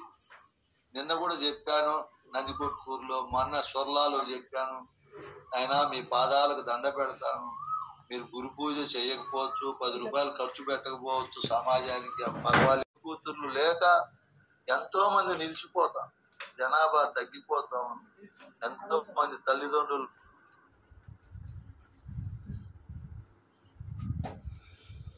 ఇప్పుడు ఈ బోధకత దేవుడు ఎరుగు, గురు పూజలు చేస్తే చేస్తురు, గురు పూజలకు వస్తే వస్తురు, జూములో కూడా వస్తే రాండి, పోతే పోండి. ఈ మీ బంధు బాంధవులకు రోజు ఇదే పని కట్టుకొని చెప్పండి, ఆయన సంతానాన్ని కనండి కనండి. మా ఊరే కాదు, నేను ఎన్నో ఊర్లు ఎంతో మంది ఇల్లులు చూశాను, అక్కడ తల్లిదండ్రులు ఘోషిస్తున్నారు, మా పిల్లలకు పెళ్లిళ్ళు కాలేదు స్వామి, నిలిచిపోతాం. మనం అదన్నా మేలు చేస్తాం, ఏదో ఒక మేలు సంఘానికి. ఇవన్నీ గుర్తుంచుకొని బ్రహ్మస్వామి మాటలు చెప్పచ్చునా అంటారు, ఇంత పెద్ద గురువు ఇట్లాంటివి కూడా చెప్తారా. నేను ఎన్ని కోణాలలో సంఘానికి ఉపయోగపడాలనో ఉపయోగపడి చచ్చిపోవాలనేది నా ఉద్దేశం, మెయిన్ ఉద్దేశం. మన హిందూ సాంప్రదాయానికి ఉపయోగపడాలి, మన సంఘానికి ఉపయోగపడాలి, బోధకు ఉపయోగపడాలి. పూజలు చేసి అలసిపోయి అలసట చెంది నేను ఈ బోధన వ్యాప్తి చేసి చచ్చిపోవాలి. పుస్తకాలు రాసి రాసి పంచిపెట్టి భావజాలం వ్యాప్తి. నాకు ఇన్ని ఆ కోరికలు ఉన్నాయి, నాకు ఇన్ని భ్రాంతులు ఉన్నాయి. నేను ఒప్పుకుంటున్నాను. నా స్వార్థానికి ఉంటే అన్యాయము, గురుద్రోహం. ప్రపంచ అభివృద్ధికి ఉంటే ఏమి అన్యాయము, ఏం గురుద్రోహం కాదు. ప్రపంచ ఊర్ధ్వముఖములో తేజోవంతంగా నా తరువాత నా ప్రపంచం బాగుండాలి, కాలుష్య రహితంగా ఉండాలి, కల్మషం లేకుండా ఉండాలి, జ్ఞానంగా ఉండాలి, తేజోమయంగా సృష్టి విరాజిల్లాలి. అందులో మా సాంప్రదాయస్తులు, మా మతస్థులు కూడా నిర్భయంగా నిశ్చలంగా ఏ కొరత లేకుండా ఉండాలనేది నా సంకల్పం. ముస్లిం మతం లేకపోతే పెళ్లి కూతుర్లు పెళ్లి కొడుకులు మస్తుగా ఉండదు, తాండవం అంటారు. వాళ్ళకు దొరకని వాళ్ళే లేదు. మా సంఘం కూడా మా మతం కూడా ఉండాలి. ఏది కొరత లేకుండా బోధ గాని, వ్యక్తికి వ్యక్తి గాని, వ్యక్తికి ఆహారం గాని, వస్త్రం గాని ఏ కొరత ఉండకూడదు. అందుకే నేను మీకు అందరికి నేను ఎందుకు కష్టపడుతున్నా, మా వాళ్ళు అంటా ఉంటారు, ఎందుకు నీకు మళ్ళా అది చేస్తావు ఇది చేస్తావు, డబ్బులు అంటే ఆశ, అదంటే ఆశ, స్వామి ఎక్కువ ఖర్చు పెట్టాడు. అన్నిట్లో నేను మార్గదర్శకంగా ఉండాలి కదా, నన్నే తీసుకోవాలి. స్వామి దుబారు చేయడు, డబ్బుకు కూడా విలువ ఇస్తాడు. ఇప్పుడు 5 గంటలకు కూడా మెలకు రాకండి. స్కూల్ పౌలంతా చదువు చెప్పుకున్నాను, మళ్ళా పొద్దున్నే సాయంత్రం ఇక్కడ ఆశ్రమంలో కొన్ని పనులు చేస్తున్నాం. వాళ్ళకి సిమెంట్ అందిస్తాం, ఇటుకలు అందిస్తున్నాం, అన్ని పనుల్లో మనం ఉంటాం. మళ్ళీ 6, 7, 8 అయితేనే గ్రంథ పఠనం చేస్తాం. మళ్ళీ ఫోన్లలో నాతో మాట్లాడే వాళ్ళకు కూడా సంతోష పెడతాను. ఎవడన్నా మిస్డ్ కాల్ ఉన్నా మళ్ళీ చేస్తాను, మళ్ళీ వాళ్ళ క్షమాపణ కోరతా. ఫలానా పనిలో ఉండి నిన్ను బాధ పెట్టాను స్వామి, పొరపాటు అయింది క్షమించు, ఇదిగో చెల్లు పక్కన పెట్టాను ఆ పని వల్ల, ఏమనుకోవద్దండి. ఇన్ని కోణాల్లో మనము సంఘంలో మన వంతు వచ్చాం. మానవోపాధి అన్ని అవయవాలు బాగున్నాయి, అన్ని రకాలుగా మనం ఉండాము. మనం అన్ని రకాలుగా సేవ చేసి జై గురుదేవాని మనం సృష్టిలో ముందుకు పోవాలి. కాబట్టి మంగళం గురుదేవాయ మహనీయ గుణాత్మనే సర్వలోక శరణ్యాయ సాధు రూపాయ మంగళం. మనము ఆ గురు స్వరూపంగా మంగళకరులముగా ఉండాలి. అన్ని పనుల్లో మంగళదాయకమైనటువంటి పద్ధతుల్లో జీవించాలి. మీరు అలా జీవించాలని కోరుకుంటూ ఇంతటితో జూమ్ మీటింగ్ నుంచినే విరమించుకుందాం. చంద్రప్ప స్వామి గారికి కూడా ఈరోజు అవకాశం వద్దులే, ఇంకా రేపు మీరు పూర్తిగా తీసుకుందరు స్వామి. జై సద్గురు బ్రహ్మ మహారాజు. గురు శిష్యులు గాని గురువులు గాని సంవత్సరానికి ఒకసారి పూజ పెట్టాలి. తన ఇంటిలో బంధుబాంధవులను పిలవాలి. ఇదిగో మా గురువు వచ్చాడు రండి అని చెప్పి ఆ గురువులతో బోధ వినిపింపజేయాలి. మనం ఆ 1000-2000 ఖర్చు అవుతుందని భయపడకూడదు. మనం ఎంతో ఖర్చు అవుతా ఉంది, సంపాదించిందంతా మనం ఎత్తుకొని పోతామా? మేకల చెరువు ఆదిలక్ష్మం ఉంది, ఎన్నేళ్ళైందో గురు పూజ పెట్టి. ఎన్నేళ్ళైంది నువ్వు? 10 ఏళ్ళు అయిపోయి మీ ఊర్లో పూజ పెట్టి. సంవత్సరానికి ఒకసారి పెట్టాలని పెట్టి గురువులను పిలిపించి మైకు పెట్టి పరిపూర్ణ హోదా పల్లెలకంతా వినపడేది చెప్పాలి. ఎవరెవరు పట్టుకుంటారు, రాను రాను అజ్ఞానం తొలగిపోతుంది. అవును కదా, ఇది కాదు కదా మనం నడిచే మార్గం, తప్పు మార్గంలో జీవిస్తున్నాము, తప్పును ఒప్పుగా భావించామని వాళ్ళు కనునిప్పు అవుతారు. జ్ఞానం ప్రకాశిస్తారు. పెట్టాలి. అప్పుడప్పుడు ఆడంబరం చేయకూడదు. మళ్ళీ మన పవర్ ఏమో చూపించాలని డబ్బులు ఎక్కువ కూడా ఖర్చు పెట్టకూడదు. క్లుప్తంగా సభకు న్యాయం చేస్తూ సభా నిర్వహణలు చేయాలి. మా తమ్ముడు వాళ్ళు కూడా అంటారు నన్ను, మా ఆయనకు భలే భ్రాంతి, భలే పూజలకు పోతుంటాడు, 3 రోజులు పెడతాడు, 4 రోజులు పెడతాడు. నన్ను వాళ్ళు ఎదిగితే కదా జరక్క దూషిస్తాను. మనం ఇన్ని రోజులు ఎందుకు పెడుతున్నాము, ఇంత కష్టం ఎందుకు చేస్తున్నాము? మనం జీవించే సంఘంలో, మనం ఉండే దేశంలో అనాగరికం పెరిగిపోతా ఉంది, అవిద్య ఎక్కువ అవుతా ఉంది, విజృంభిస్తా ఉంది. విద్యాస్వరూపం ఎవరి హృదయంలో లేదు, జ్ఞానస్వరూపం ఎవరి హృదయంలో లేదు. దాన్ని పెంచి పోషించి దాన్ని అభివృద్ధికి మనం పాటుపడుతున్నాం. మన కోసం, మన స్వార్థం సత్యంగా కాదు, పేరు కోసము కాదు, ఇంకొక దాని కోసము కాదు. అజ్ఞానం తొలగాలి, అవిద్య సుదూరంగా ఎక్కడా లేకుండా పోవాలి, అందరూ జ్ఞాన స్వరూపులు కావాలి, యథార్థ స్థితిని పొందాలి. మన పెద్దలు ఎంతో మంది బాధపడ్డారు, మహనీయులు. కృష్ణ ప్రభువు కూడా చెప్తాడు, ఆయన మానవ లోకాన్ని ఆయన బాగా చూశాడు. గురువు అంటే ఏం తమాసా? గురువు హృదయము ఇప్పుడు మీరు వింటున్నారు, బోధ అర్థం చేసుకోండి. మేము చెప్పే మా హృదయం ఎట్లుంటుంది, డబ్బా కొట్టుకునే మాటలు కాదు ఇవి, వాస్తవం. ఇంత ముందు చూపుతో, ఇంత లోక శ్రేయస్సుతో, ఇంత లోకాభివృద్ధిని కాంక్షించి మానవ అనాగరికత రూపుమాపాలి. మానవుడు విద్యావంతంగా, జ్ఞానవంతంగా నాగరికుడు కావాలి, నూతన భావాలతో ఉత్తేజితుడు కావాలి, మన హృదయము విశాలము కావాలి అనే సుసంకల్పంతో మనం చేస్తున్నాము ఈ మహాయజ్ఞం. ఇది దీనికి నా జీవితాన్ని, నా కాలాన్ని సమిధగా మార్చాను. ఎన్నో గ్రంథాలు, ఎన్నో నూతన భావాలు. మీరు వేరే గురువుల దగ్గర వినండి, ఈ భావ సంపుటి, ఈ వాక్ ప్రౌఢి, ఈ వాక్కుల మూల సంగ్రహణ ఇవన్నీ ఉండవు అక్కడ. ఎంత తపస్సు చేసింటాము, ఎంత విశాల భావన.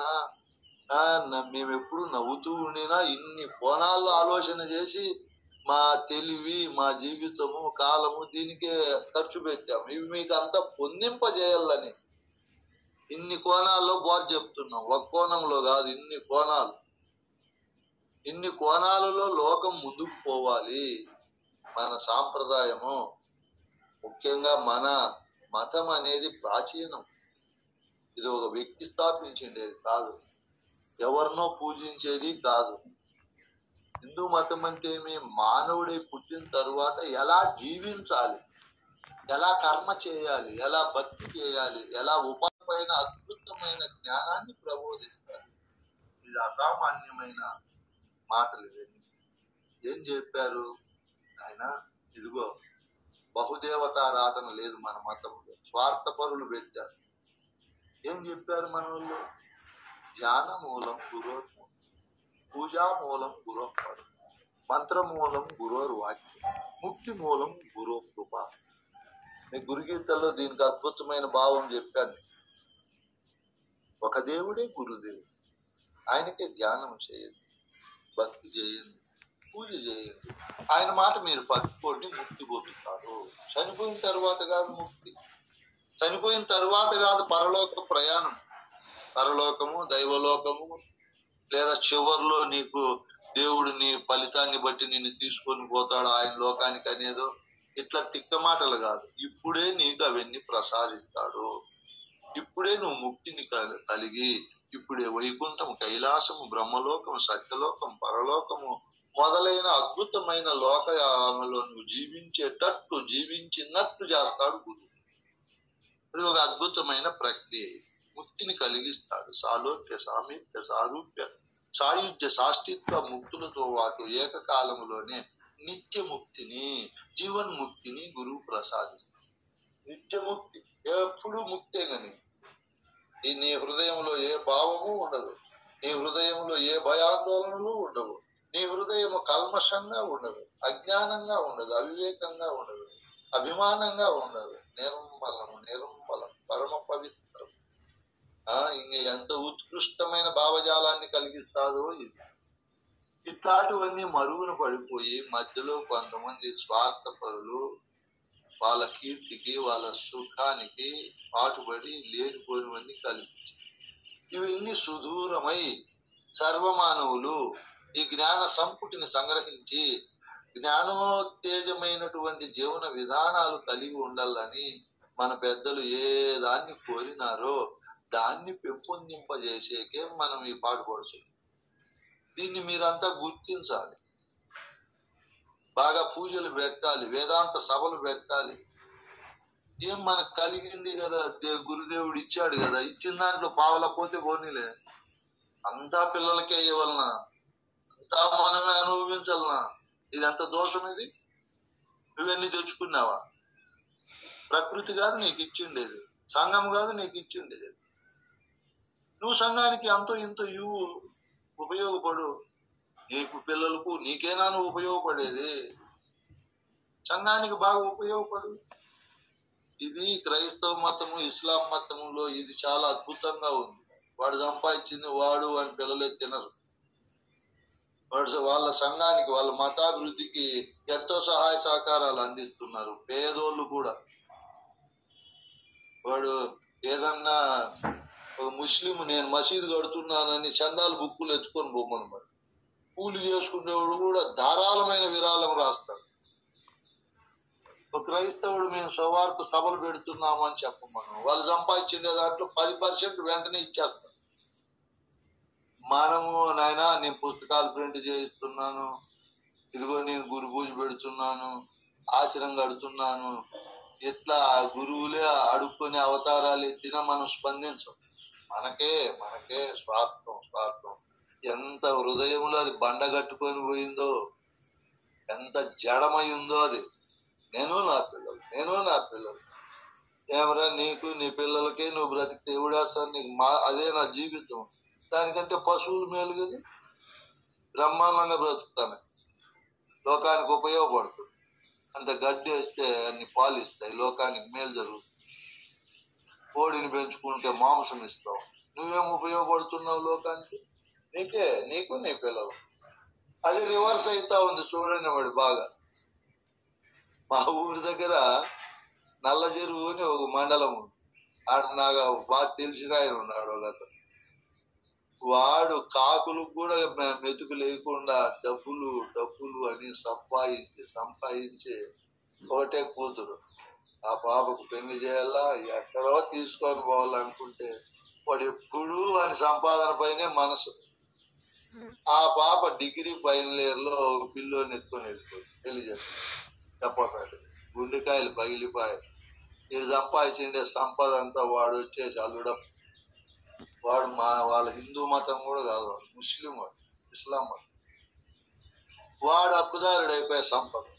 ఏం మాయ మాటలు చెప్పినాడో వాడు, ఏం చేసినాడు దర్జాగా ఇప్పుడు ఆ సంపదకంతా వాడే వారసు. అది లక్షలు కాదు, కోట్ల సంపద. నువ్వేందో అనుకున్నావు, ఏదో జరిగిపోయింది. నువ్వు అనుకునేదే జరుగుతుంది. నేను నమ్మకం. మన సంపద మనోళ్ళే తింటారని గ్యారెంటీ ఏముంది? ఏం గ్యారెంటీ? రాయచోట్ల సుబ్బారెడ్డి అని మా బంధువు ఒకడు ట్రాక్టర్లు వ్యాపారం చేసి అలసిపోయి కొడుకు పుట్టి ఇంజనీరింగ్ చేర్పించినాడు. వాడు బెట్టింగులు ఆడి ఆట ఒకటే రోజు 2 కోట్లు పోగొట్టాడు. ఇది నిజంగా జరిగిండే కథలు. నేను నవ్వుకుండేది వాళ్ళ కథలు విని. అయ్యో ఎంత పని అయిపోయాయి. బూరుగు బూరుగు పండ్లను ఆశయించుకొని ఆ చిలుకలు కూర్చున్నట్టు ఈ మానవులు ఒక ఆశ పెట్టుకొని ఒక దానికోసమే జీవితం అంతా ఖర్చు పెడితే అది పగిలిపోతాడు. వాడేదో ఆశించుకొని ఉంటాడు, వాడు ఆశించుకునేది ఫలప్రదం కాదు, ఫెయిల్యూర్ అయిపోతాడు. ఇంకా అప్పుడు నుంచి రోగాలు పాలై నిద్ర రాక మంచి కంపెనీలు మందు తాగిన కిక్ ఎక్కదు. ఈ కిక్ ఎక్కువ ఉందో వాని శరీరం అంతా అట్ట జరిగిపోతుంది. అందుకే నాయన అవిద్యతో జీవించద్దురా. ఇదిగో నువ్వు సంఘంలో ఉండవు, పరోపకార బుద్ధితో జీవించు. అనాథలు ఉండారు, అభాగ్యులు ఉండారు.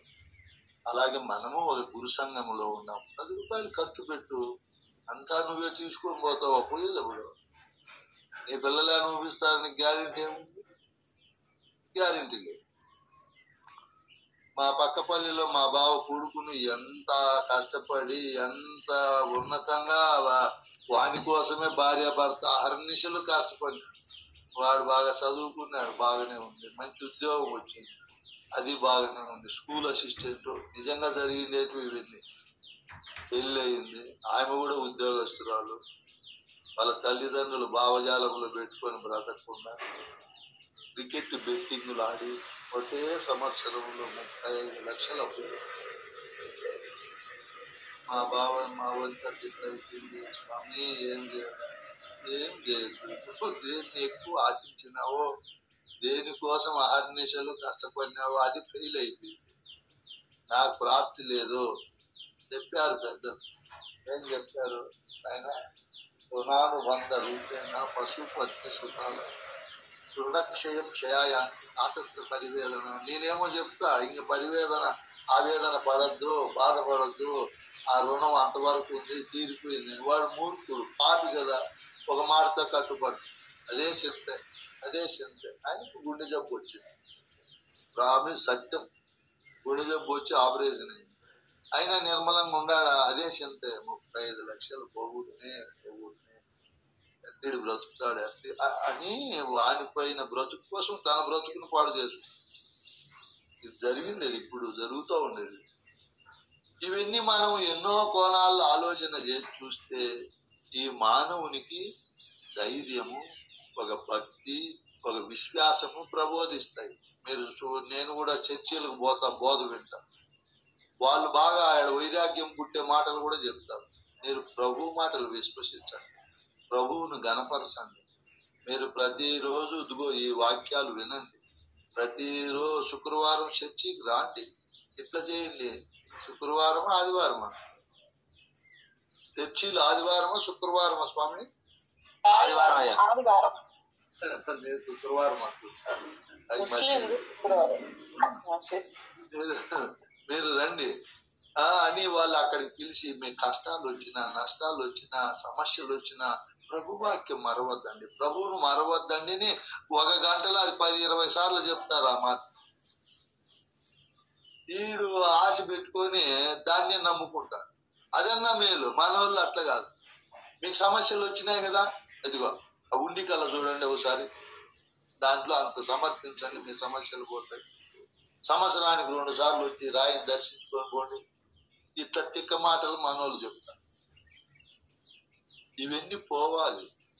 మన పెద్దలు మీరే చూడండి, జ్ఞానవాసిష్టం చదవండి, యోగవాసిష్టం చదవండి, భగవద్గీత, బ్రహ్మసూత్రాలు, ఇట్లా ఎంతో మన జ్ఞానాన్ని, మన యొక్క స్థితిని పెంచి పెద్ద చేసే ఉత్కృష్టమైన గ్రంథాలు మన పెద్దలు రచించుకుంటారు. దీక్షితేము, కందార్థాలు, కందపద్యాలు, భద్రాద్రుల అద్భుతమైన గ్రంథాలు ఇవి. ఇంకా ఇవన్నీ ఎందుకు చదువుతాం మనం?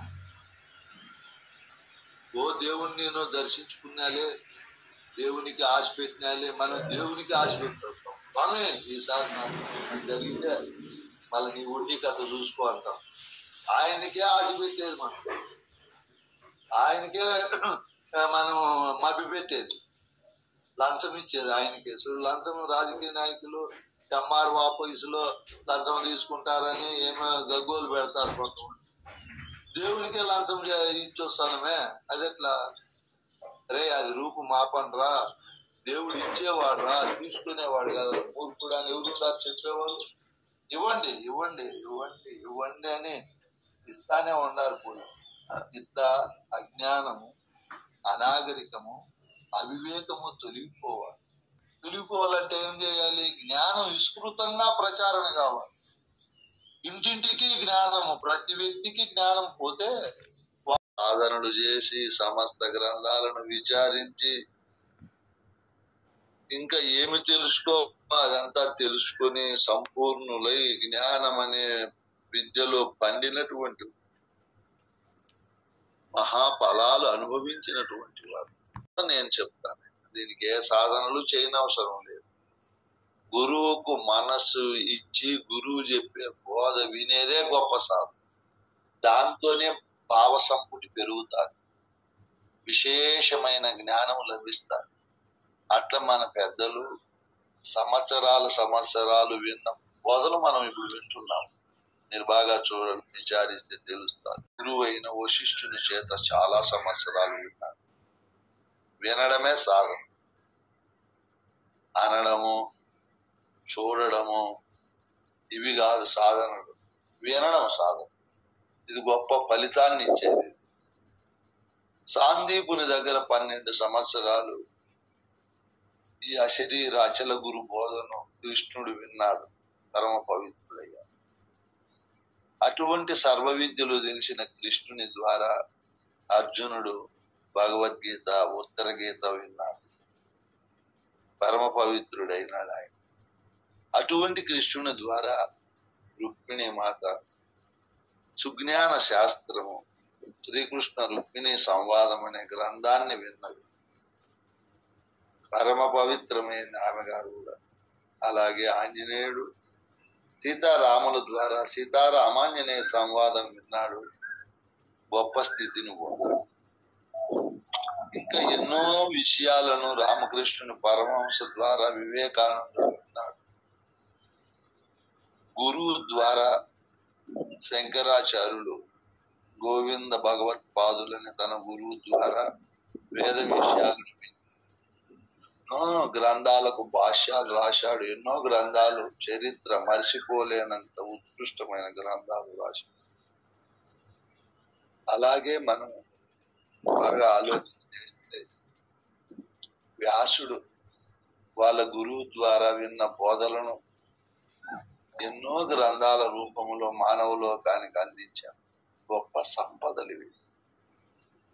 ఈ సంపదలో కాల ప్రవాహంలో మన శివరామ దీక్షితులు శ్రీధరుల దగ్గరికి వెళ్ళినాడు. తనకు వాదం చేయాలంటే మహా ఇష్టము శివరామ దీక్షితుడు. ఆయన శివరామ వచ్చావయ్యా, నువ్వు నీకు గురువు ద్వారా ఏ బోధ కావాలనో చెప్పమంటాడు. నేను సందేహం తీరే బోధ కావాలి నాకు అంటే, ఇంతకు మునుపు నువ్వేం బోధలు విచారించావు అంటే, స్వామి నేను భగవద్గీత, బ్రహ్మసూత్రాలు, ఉపనిషత్తులు అన్ని విచారించాను. అయితే శివరామ నేను శ్లోకం చెప్తా, దానికి అర్థం పూర్ణమద పూర్ణమిద పూర్ణాత్ పూర్ణముదచ్యతే పూర్ణావశిష్యతే అనే శ్లోకము అర్థం చెప్పుకొని అడిగినాడు. 9 బాటలు ఉన్నాయి. పెరికేసినాయి ఆ గూళ్ళు. ఏం కోతులు బావలారా, మా గూళ్ళు పెరికేస్తున్నారు మీరు, ఇది అన్యాయం కదా అంటే, ఏం అన్యాయము, పెరికేదే మా స్వభావము, అన్యాయము న్యాయం అనేది మేము పాటించము అని. అవి పక్షులు చిన్నవి, పెద్దవి, యుద్ధం చేసి గెలవలేవు. ఆ అడవికి రాజు అయినటువంటి ఏనుగుల దగ్గరికి పోయినాయి చిన్న పక్షులు. ఏం వచ్చారు మీరు అంటే, స్వామి రాజాది రాజా, ఇదిగో మా విన్నపం, మేము గూళ్ళు పెట్టుకుంటాను, మేము మా పిల్లలు క్షేమంగా హాయిగా ఆనందంగా జీవించాలి. అది ఆ కోతి బావలు వచ్చి పెరికేస్తున్నాయి, మా గూళ్ళు చిన్న భిన్నము చేస్తున్నాయి, మా మనుగడకు ఆటంకం కలిగిస్తున్నాయి. మేము చెప్తే మా ఇష్టం మా స్వభావం మేము పెరికేస్తామంట. అప్పుడు ఆ ఏనుగులు ఈ కోతులను పిలిపించి, ఆయన కోతులారా, మీరు ఏకాంతం ఉన్నప్పుడు మీ చేష్టలు చేసుకోండి, 10 మంది లేకొచ్చినప్పుడు కోతి చేష్టలు మానుకొని పవిత్రంగా ఉండండి అంటే అవి నవ్వినాయి. ఎందుకు నవ్వుతున్నారంటే, ఏకాంతంగా ఉన్న ఈ పనే చేస్తాము, 10 మందిలో కూడా మేము ఈ పనే చేస్తాం, మీరెవరు మాకు చెప్తే. అయ్యో, సృష్టిలో అన్ని ఉంటేనే సమతుల్యత ఉంటుంది, సృష్టి మనుగడ ఉంటుంది, మీరు ఆ చేష్టలు మానుకోండి, కావాలంటే మీకు కూడా ఆ గూళ్ళు పెట్టిస్తాయి పెద్ద పెద్దవి, మీరు ఆ గూళ్ళల్లో ఉండండి అని ఏనుగు పంచాయతీలో పెద్ద మనిషిగా తీర్మానం చేసి. అప్పుడు కోతులు అంటున్నాయి, మేము వేరే గూళ్ళను ఉండనేమో, మాకు గూళ్ళు పెడితే మేము కాపురం ఉండము, అది మా ఇష్టము అని. అయ్యయ్యో కోతులారా, పరిసరాలు గమనించి పరిసరాలన్నీ కూడా పవిత్రంగా పరమపద మార్గంలో పయనించే మనం రాజమాట వేయాలి. మనం బ్రతికిందే బ్రతుకు కాదు, అట్లా ఉండకూడదు. ఏ పని చేసినా చాలా జాగ్రత్తగా పరిసరాలను గమనిస్తూ, మన పని వల్ల ఇతరుల పనులకు ఏమన్నా ఆటంకమా, లేదా మన పని వల్ల ఇతరుల పనులు ఏమన్నా దెబ్బతింటాయా, వాళ్ళు ఏమన్నా బాధపడతారా ఏమి అని ఆలోచన చేసి ఏ పని చేయాలా అని చెప్తున్నా. ఎవరు చెప్తున్నారు ఈ మాట? 10 ఏళ్ళు అయిపోయాయి, అవి వాటి పనులు మాననే లేదని. ఏవి? గురు బోధన గురువులు యుగ యుగాలుగా చెప్తున్నారు. కోతుల వంటి మన మనస్సు పట్టుకోద్దాన్ని, దేన్ని? బోధన పట్టుకొని ఒక క్రమ పద్ధతిలో పయనించి ఒక జాగ్రత్తగా భయంగా అమ్మ అని చెప్పి ఒక అతి జాగ్రత్తగా మనం ఉండాలి. లేకపోతే ఇది కోతి వంటిది మనస్సు. భయం లేకపోతే ఎట్లంటే అట్లా పోతుంది, భక్తి లేకపోతే ఎట్లంటే అట్లా పయనిస్తుంది, ఒక దిగులు ఒక జాగ్రత్త లేకపోతే అది ఎట్లంటే అట్లా మాట్లాడుతుంది, అది వ్యవహరిస్తుంది. అందుకే ఒళ్ళు దగ్గర పెట్టుకొని గురువు అనే గొప్ప విశేషమైన వాక్యానికి ఈ మనస్సు అనేది ఒక సేవకునిగా మారాలి. కోతిగా ఉండే మనస్సు ఒక సేవా తత్పరునిగా, ఒక బాధ్యత కలిగిన వానిగా మారి, ఒక భయము భక్తి విశ్వాసము ఉండేవానిగా మారి సరెండర్ కావాలి. అట్లా కావాలంటే అంత తొందరగా అవుతుంది ఈ మనసు. చెప్పినారు పెద్దలు, ఇంగవ భరిణి వంటిది మనస్సు, ఒక కిరోసిన్ వంటిది మనస్సు, చేపల పులుసు వంటిది మనస్సు. ఆ వాసనలు అంత తొందరగా పోవు నాయన. ఈ మనస్సుకు నిర్మలత్వము నిశ్చలత్వము ఏకాభిప్రాయము కలగాలంటే చాలా జాగ్రత్తగా అది ముందు సేవను నేర్చుకోవాలి. అందుకే మన పెద్దలు గురువు దగ్గర చేరతానే మనస్సు 4 సేవలు చేయాలి అని పెద్దలు రాసి పెట్టారు. దీని చేష్టలు ఉద్భృతంగా ఉంటాయి. ఎంత కట్టడి చేసినా ఉండదు, అది తన పరిధులు దాటిపోతాడు. అందుకే ఈ మనస్సును స్వాధీనం చేసుకునేకి మన పెద్దలు ఎన్ని రూపాల్లో పోటీ చెప్పారు. మనం ఏం చెప్పుకుంటే ఇక్కడ దారి మళ్ళింది నాయన.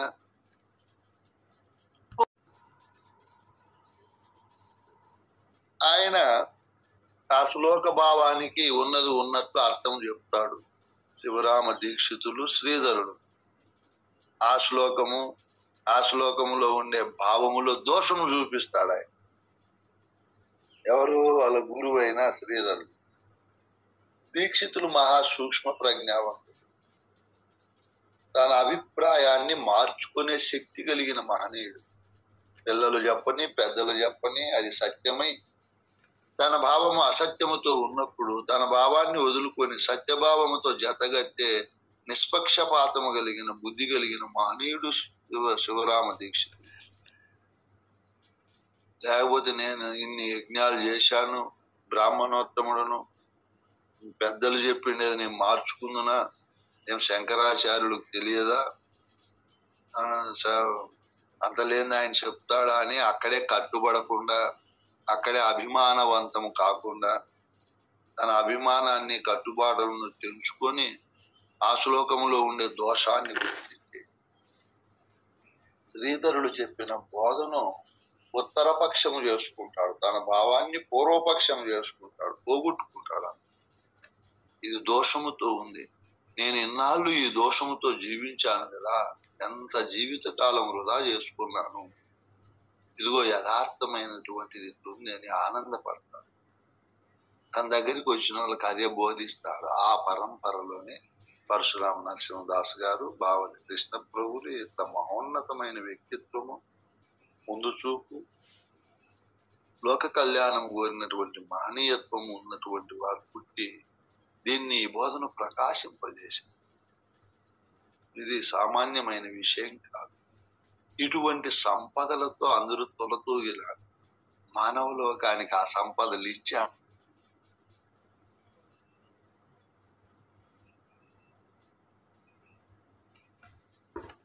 కొని అన్ని సంవత్సరాలు కష్టపడి సంపాదించుకోండే భావములో దోషం కనపడి, నాకు సాటి లేరు, నేనే గొప్ప, ఈ అచల సాంప్రదాయం ఇప్పుడు ఉండే గురువుల్లో అని ధర్మవరంలో గురువు ఉన్నాడు, మల్లాకాలు వెంకటేశ్వర స్వామి. ఆయన ఈ శ్లోకం ఒక 5-6 రోజుల క్రితం ఫోన్ చేసి అర్థం చెప్పమన్నాడు. నాయన, నీకుండే అహంకారానికి, నీకుండే తెలివితేటలకు నేను చెప్పినా నువ్వు పట్టుకోలేవు. నేను బాగా 1 గంట సేపు చెప్పినా నా భావాన్ని నువ్వు పట్టుకోలేవు, నీకు అర్హత లేదు. అహంకారులు ఈ బోధన పట్టుకోలేదు. అహంకారం వదిలిపెట్టాలి, అభిమానం వదిలిపెట్టాలి. మేము మా నాన్న 1500 మంది శిష్యులు, పెద్ద 2 పుస్తకాలు రాశాడు, గొప్ప గురువుగా చలామణి అయినాడు. మళ్ళా మేము సుబ్బరాయుడు స్వామి దగ్గర ఎందుకు విన్నాం బోధ? ఇంత అభిమానం వదులుకున్నాం. ఓహో, మనకు ఎక్కడైతే యథార్థ బోధ ఉందో దాన్ని పొందాలి, ఆ సంపద. ఇక్కడే అభిమానంగా ఇంతమంది ఏమనుకుంటారేమో, మన కోసం మనం బ్రతకాలి, మనం తరించాలి. మొట్టమొదటి బోధ తెలుసుకోండి. ఎవరికో తెలియని బోధ చెప్పి దారి మళ్లించి తిక్క పనులు చేయకూడదు. ఇప్పుడు మన రాష్ట్రంలో ఉండే చాలా మంది గురువులు పూర్ణ విద్యావంతులు కాకనే యథార్థ భావజాలాన్ని గురువుల ద్వారా తాను పొంది తరించి మిగతా వాళ్ళను పొందింపజేయకుండా వాళ్ళు పట్టుకునే కుందేలకు 3 కాళ్ళు అన్నిట్లు చెప్తాను. ఇది దోషం. ఇది పద్ధతి కాదు. శివరామ దీక్షితులు ఎంత గొప్ప మహనీయుడు. ఆయన భావాన్ని పోగొట్టుకుని తన భావములో దోషముంది, దీనివల్ల జీవన విధాన మర్మధర్మాలు సవ్యంగా ఉండవు, ఇది కాదని పద్ధతి యథార్థం చెప్పిన మహనీయుని గురువుగా భావించి సేవించి పూజించి, అమ్మయ్య నా జీవితం ఇప్పుడు పరమ పావనమైంది, పవిత్రమైంది, ఫలితం యథార్థ ఫలితం పొందింది అని తృప్తి పొందాడు. అది నిజమైన భావము, నిజమైన తత్వము, నిజమైన సంపద. ఎందుకు అభిమానము? అభిమానం ఉండకూడదు. మనం తరింపబడాలి మొట్టమొదటి. ఇట్లా ఎన్నో సంపదలను జాతికి అందించినారు పెద్దలు. అటువంటి పెద్దల సన్నిధానంలో మనం ఉండి ఆ సంపదలను కూడా మనం పొంది ఈ సంపదలను మనం సృష్టికి ఇవ్వాలి. మన పిల్లలకు కూడా 4 బెడ్రూములు, 50 లక్షల ఆస్తి, కొన్ని ఎకరాలు పొలాలు ఇస్తే వాడు చెడిపోతాడు ఆ సంపదల వల్ల. ఇప్పుడు రాజకీయ నాయకులు, క్రికెటర్లు, సినిమా హీరోలు ఈ సంపదలే సంపాదించి పిల్లలకి ఇస్తున్నారు. ఇదిగోనైనా సత్యం అనే సంపద, ధర్మం అనే సంపద, న్యాయం అనే సంపద, ప్రేమ అనే సంపద, జాలి అనే సంపద, ఇవిరా యథార్థమైన సంపదలు. ఈ పరిపూర్ణ బోధ ఇంకా గొప్పదైన సంపద అని పిల్లలకి ఈ సంపదలు ఇవ్వడం లేదు. అందుకు అనాచారాలు, అసాంఘిక పద్ధతులు ఉత్కృష్టం అవుతున్నాయి. ఇప్పుడు మీరు బాగా చూడండి, మిగతా మతాల వారు అన్ని అనుభవిస్తున్నారు. నేడు మనం అనుభవించేటివన్నీ అనుభవిస్తున్నారు. కానీ వాళ్ళు పెద్దలు చెప్పిన సాంప్రదాయాలు వదిలిపెట్టలేదు. ఒక మహమ్మదీయులు స్త్రీలు ఎన్ని కోట్లున్నా, ఎంత డబ్బులు పదవిలో ఉన్నా బురకా వేసుకుంటారు. గడ్డం పెట్టే వాళ్ళు గడ్డం పెంచుకుంటున్నారు, టోపీ పెట్టుకునే వాళ్ళు టోపీ పెట్టుకుంటున్నారు. చిన్నతనం నుంచి పిల్లలను జమాతులకు పంపిస్తున్నారు. చెప్పారు అవి తుషా తప్పకుండా పాటిస్తున్నారు. క్రైస్తవులు అట్టే ఉన్నారు. మనకు వచ్చిండే జబ్బు ఏమో మన పిల్లోళ్ళు పాడైపోతారు. చెప్పడం లేదు చిన్నప్పటి నుంచే, చదువు చదువు చదువు అని చదువు ఒకటి నేర్పించి సంకనాగిపోతాం. దాన్ని అంకితం చేయాలనే దృఢత్వం కలిగింది. మనందరికి కూడా అలా కలగాలి. అలా కలగడం లేదు. కాలం ముందుకు పోయే కొద్దీ మానవ హృదయములో భౌతికంగా పనికిరాని జ్ఞానాన్ని పెంచుకుంటున్నాడే గాని పనికొచ్చే భావజాలాన్ని. ఎన్నో సద్గ్రంథాలు ఉన్నాయి. మన పెద్దలు పౌలంతా పనిచేసి పూర్వకాలంలో సాయంత్రం రామాయణమో, భారతమో, భాగవతమో, నాటికలు లేదా కొన్ని పెద్దలు చెప్పిండే పద్యాలో పాడుకొని హాయిగా ఆనందంగా నిద్రపోయి 80-90 ఏళ్ళు జీవించేవాళ్ళు. మాత్రలు వేసుకోవడం చూడు ఎంత, అది గొప్ప సంపద. నీకు ఇప్పుడు ఎన్నో కోట్లు ఉన్నాయి, ఎన్నో రకాల ఆస్తిపాస్తులు ఉన్నాయి, పదవులు ఉన్నాయి, ఏం సుఖం? అనేక జబ్బులు ఉన్నాయి, తాపత్రయాలు ఉన్నాయి. ముఖంలో ఏమి కళలు లేవు. ఎవరి ముఖమన్నా చూడండి తాపత్రయం, ఏదో పోగొట్టుకుంది. మహాదరిద్రం. భూతాలు, దయ్యాలు ముఖాలు చూసినట్టే భయం భయం. ఎవరి ముఖం చూసినా, ఎవరితో మాట్లాడాలన్నా భయం భయం. అట్లుండాలి వ్యవహారం. ఎందుకు? మన పెద్దలు చెప్పినటువంటి గ్రంథాల జ్ఞానం ఎవరి హృదయంలో లేదు. భారతదేశంలో మిగతా మతస్థులు గాక హిందువులే 100 కోట్ల మంది ఉన్నారు.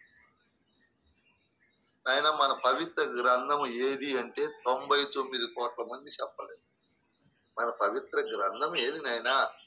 మనం ఏ గ్రంథాన్ని, ఏ జ్ఞానాన్ని పట్టుకొని జీవించాలా, ఏ పద్ధతుల్లో నడవల్లో ఆ గ్రంథం ప్రబోధిస్తుంది కదా. ఏది అంటే చెప్పలేదు.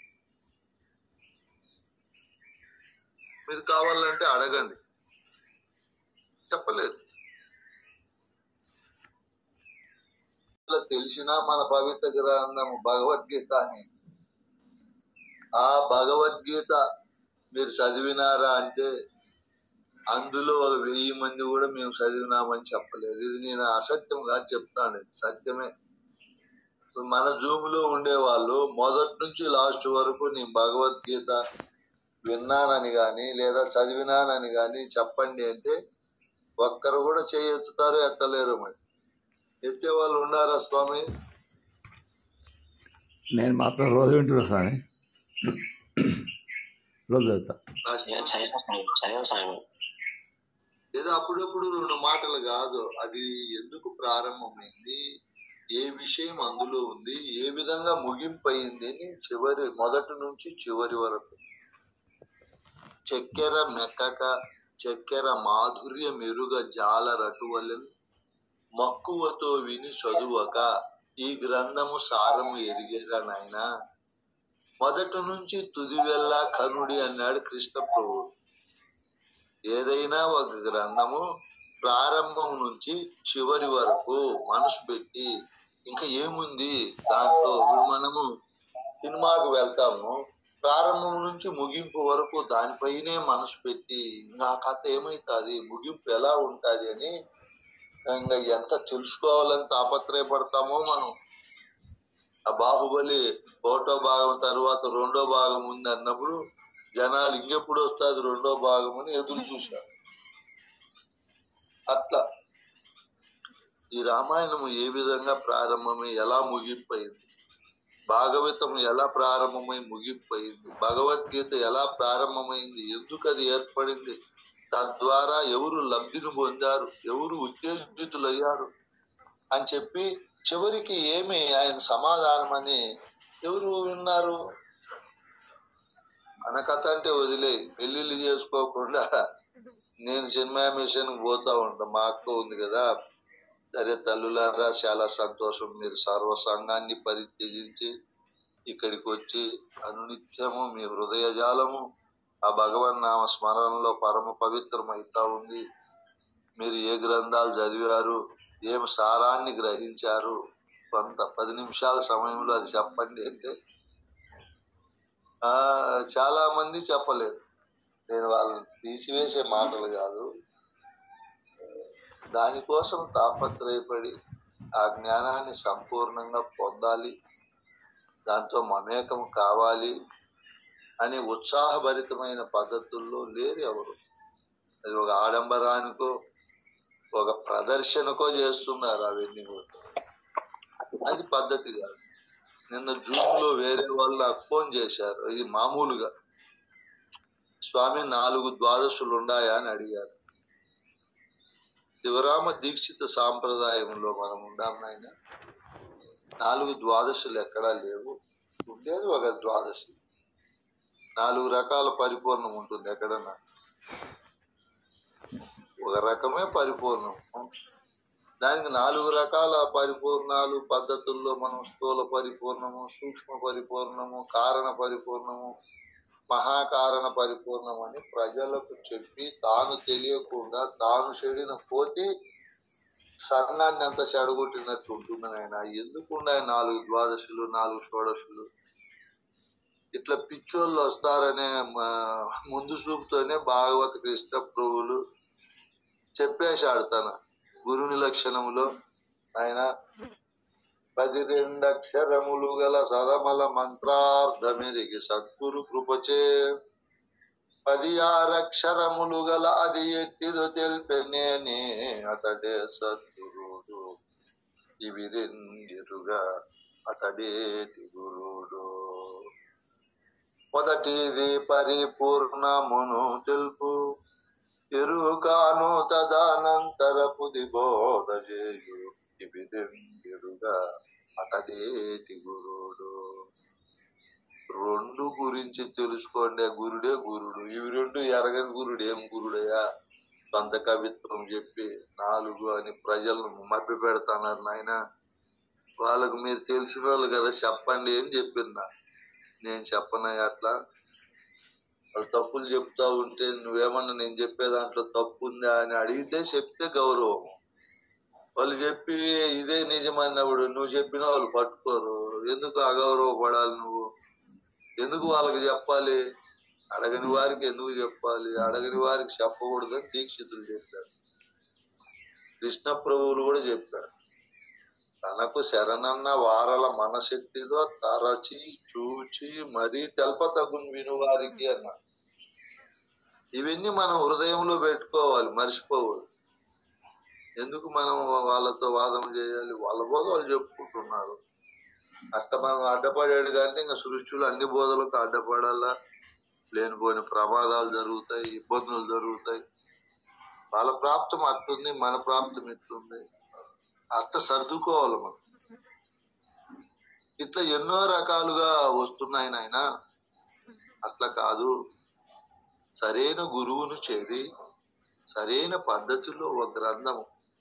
ఇప్పుడు భగవద్గీతే ఉంది, నేనేం అసూయతో చెప్పలేదు. మన పవిత్ర గ్రంథము మనం ఒక్కసారైనా ప్రారంభం నుంచి చివరి వరకు దాంట్లో నిష్ణాతులైన వారితో వింటే ఎంతో భావ సంగ్రహణ మనం సంగ్రహించుకోవచ్చు, భావ సంపుటిని పొందొచ్చు. మన హృదయాన్ని కూడా విశాలంగా పెంపొందింపజేసుకోవచ్చు. ఎన్నో విషయాలను మనం నేర్చుకోవచ్చు, మన హృదయంలో బంధింపజేసుకోవచ్చు, బోధ స్థితిని పొందవచ్చు. అందుకే ఎక్కువ శ్రవణము చేయాలి అన్నారు మన పెద్ద. మధ్యలో కొంతమంది వచ్చి నువ్వు చెప్తే మనసు బాధ అవుతుంది. ఎందుకంటే నేను సంఘములో ఉన్నా కాబట్టి సుఖంగా జీవించేకి ప్రజలను మోసగిస్తున్నా. పూజారులుగా, మతాధికారులుగా బొమ్మలను పెట్టి మీరు పూజ చేయండి, ఆ బొమ్మలు హుండీలు పెట్టి డబ్బులు వేయండి, వస్త్రాలు ఇవ్వండి, కానుకలు ఇవ్వండి అని వాడు ఒక్క పని చేయకుండా బొజ్జ పెంచుకొని బాగా తిని వానికి దేవునికి బంధుత్వం ఉన్నట్టు ఈ లక్షల మందిని, కోట్ల మందిని దారి తప్పిస్తుంది. ఇలా బొమ్మ మాకు బాగా దర్శనమైంది, ప్రసాదం దొరికింది, భలే సులభంగా అయిపోయింది. ఏంద్రా నీ పిండా కూడా ఆ ఫోటో మీ ఇంట్లో ఉండదు, ఆడికి దర్శనం చేసుకోవాలా రాయి బొమ్మ. ఆ మూర్ఖులు సుఖంగా ఏం జీవితం శాశ్వతమా? సుఖభోజనం తినకపోతే ఏమన్నా ఇది శాశ్వతంగా ఉండదా? ఏమన్నా ఎక్కువేళ్ళు బ్రతుకుతుందా? నానాళ్ళు ఉండిపోయేకి మూర్ఖులు వాళ్ళు మోసపోతూ సమస్త మానవులను మోసగిస్తున్నారు మన మతం. ఇది పెద్ద దోషం. ఎందుకు నువ్వు పోయి ఆడ పూజిస్తావు రాళ్ళను రప్పలను?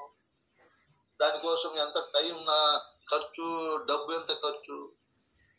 ఇంట్లో ప్రత్యక్షంగా ఉన్నారు, పూజించరా మూర్ఖుడా. నీ తల్లిని పూజించు, నీ తండ్రిని పూజించు, వాళ్ళని దర్శనం చేసుకో, వాళ్ళకి నమస్కారం చేయి, వాళ్ళు ఆశీస్సులు ఇస్తారు. భార్యను పూజించు, లేదా భార్య భర్తను పూజించు, ఫలం ఉంటుంది. ఏమిరా నీకు ఆ రాళ్ళకు పోయి పూజిస్తాను తిప్పడా? మన వేదం ఏం చెప్తా ఉంది?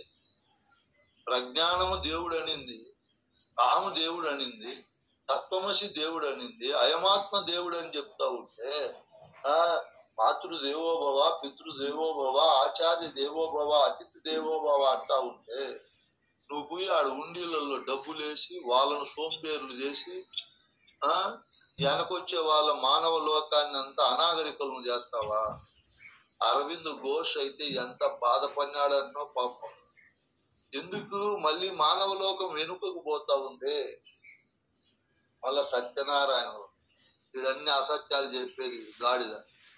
ఆ గంట సేపు ఆయనకు 2 లక్షలు ఖర్చు పెట్టి వ్రతం చేసి, అప్పుడు కూడా అబద్ధాలే. ఆ వ్రతంలో కూర్చున్నప్పుడు కూడా అబద్ధాలే. సత్యనారాయణ ఆడున్నాడు? మీ అమ్మ వ్రతం చేయి, మీ భార్య వ్రతం చేయి, మూర్ఖుడా నువ్వు. నల్ల బట్టలు వేసి అయిన ఖర్చు అంతా అప్పులు చేసేది పోయేది. ఏం వ్రతం? జీవిత శాశ్వత వ్రతం పాటించు. 40 రోజులు పాటిస్తే ఏం సుఖం. ఇట్లా నాయన ఒక్కొక్క ప్రాంతంలో ఒక్కొక్క పద్ధతులు పెట్టి కట్టుబాట్లు పెట్టి దోపిడీ చేస్తున్నారు. యథార్థం మిగతా మతాలు చూడు, ఇస్లాం మతం చూడు, ప్రపంచంలో ఎక్కడన్నా నమాజ్ చేసుకుంటే మసీదు కడతారు, దాంట్లో బొమ్మలు గిమ్మలు ఉండవు, మా దేవుడు నిరాకారుడు, నిర్గుణుడు, నిర్మలుడు అని ప్రబోధించారు. పూజ ఉండదు, టెంకాయ కొట్టే పని ఉండదు, ఏ రామాయణం ఖర్చే ఉండదు, పోవడం ప్రార్థన చేసుకొని రావడం. అలాగే క్రైస్తవ మతం లేకపోండి, అది ఏంది ఉండదు, సులువు గుర్తు తప్ప. ఆయన మన కోసం ఇంత కష్టపడినాడు, మనం ఆయన మాటలు విశ్వసించాలా, ఆయన చెప్పిన దారిలో ప్రయాణం చేయాలని ఆ మాటలే చెప్తారు. కానీ మంత్రాలు నేర్పించేది, ఈ మంత్రం అనుకోపు నీకు మేలు జరుగుతుంది, ఇట్లా మూఢనమ్మకాలు మూఢ విశ్వాసాలు వాళ్ళు బోధించి సమయము ధనం వేస్ట్ చేయరు. మనకి ఏమి తిక్కబట్టిందో తిక్కబట్టించినారు చెప్పే కాదు. ఎక్కడ ఉండే దేవుడు ఎక్కడ ఎందుకున్నాడు ఆడ? ఆయనకి పోయి నీకు పూజ చేస్తే ఏం లాభం? ఉండిలో డబ్బులు వేసేది పోయి దేవునికి ఏం ఖర్చులు ఉంటాయి రాళ్ళకు. నేను విమర్శ చేసేది కాదు, అందులో ఉండే దోషాలు చూపిస్తున్నా. వీడు జ్ఞానం పెంచుకోలేదు. అదే వాళ్ళు చూడండి, బైబిల్ గురించి చెప్పమంటే చిన్న పిల్లోడు కూడా గంట సేపు చెప్తాడు, వాడు జ్ఞానం ప్రబోధిస్తారు, అజ్ఞానం పనులు చేయించరు.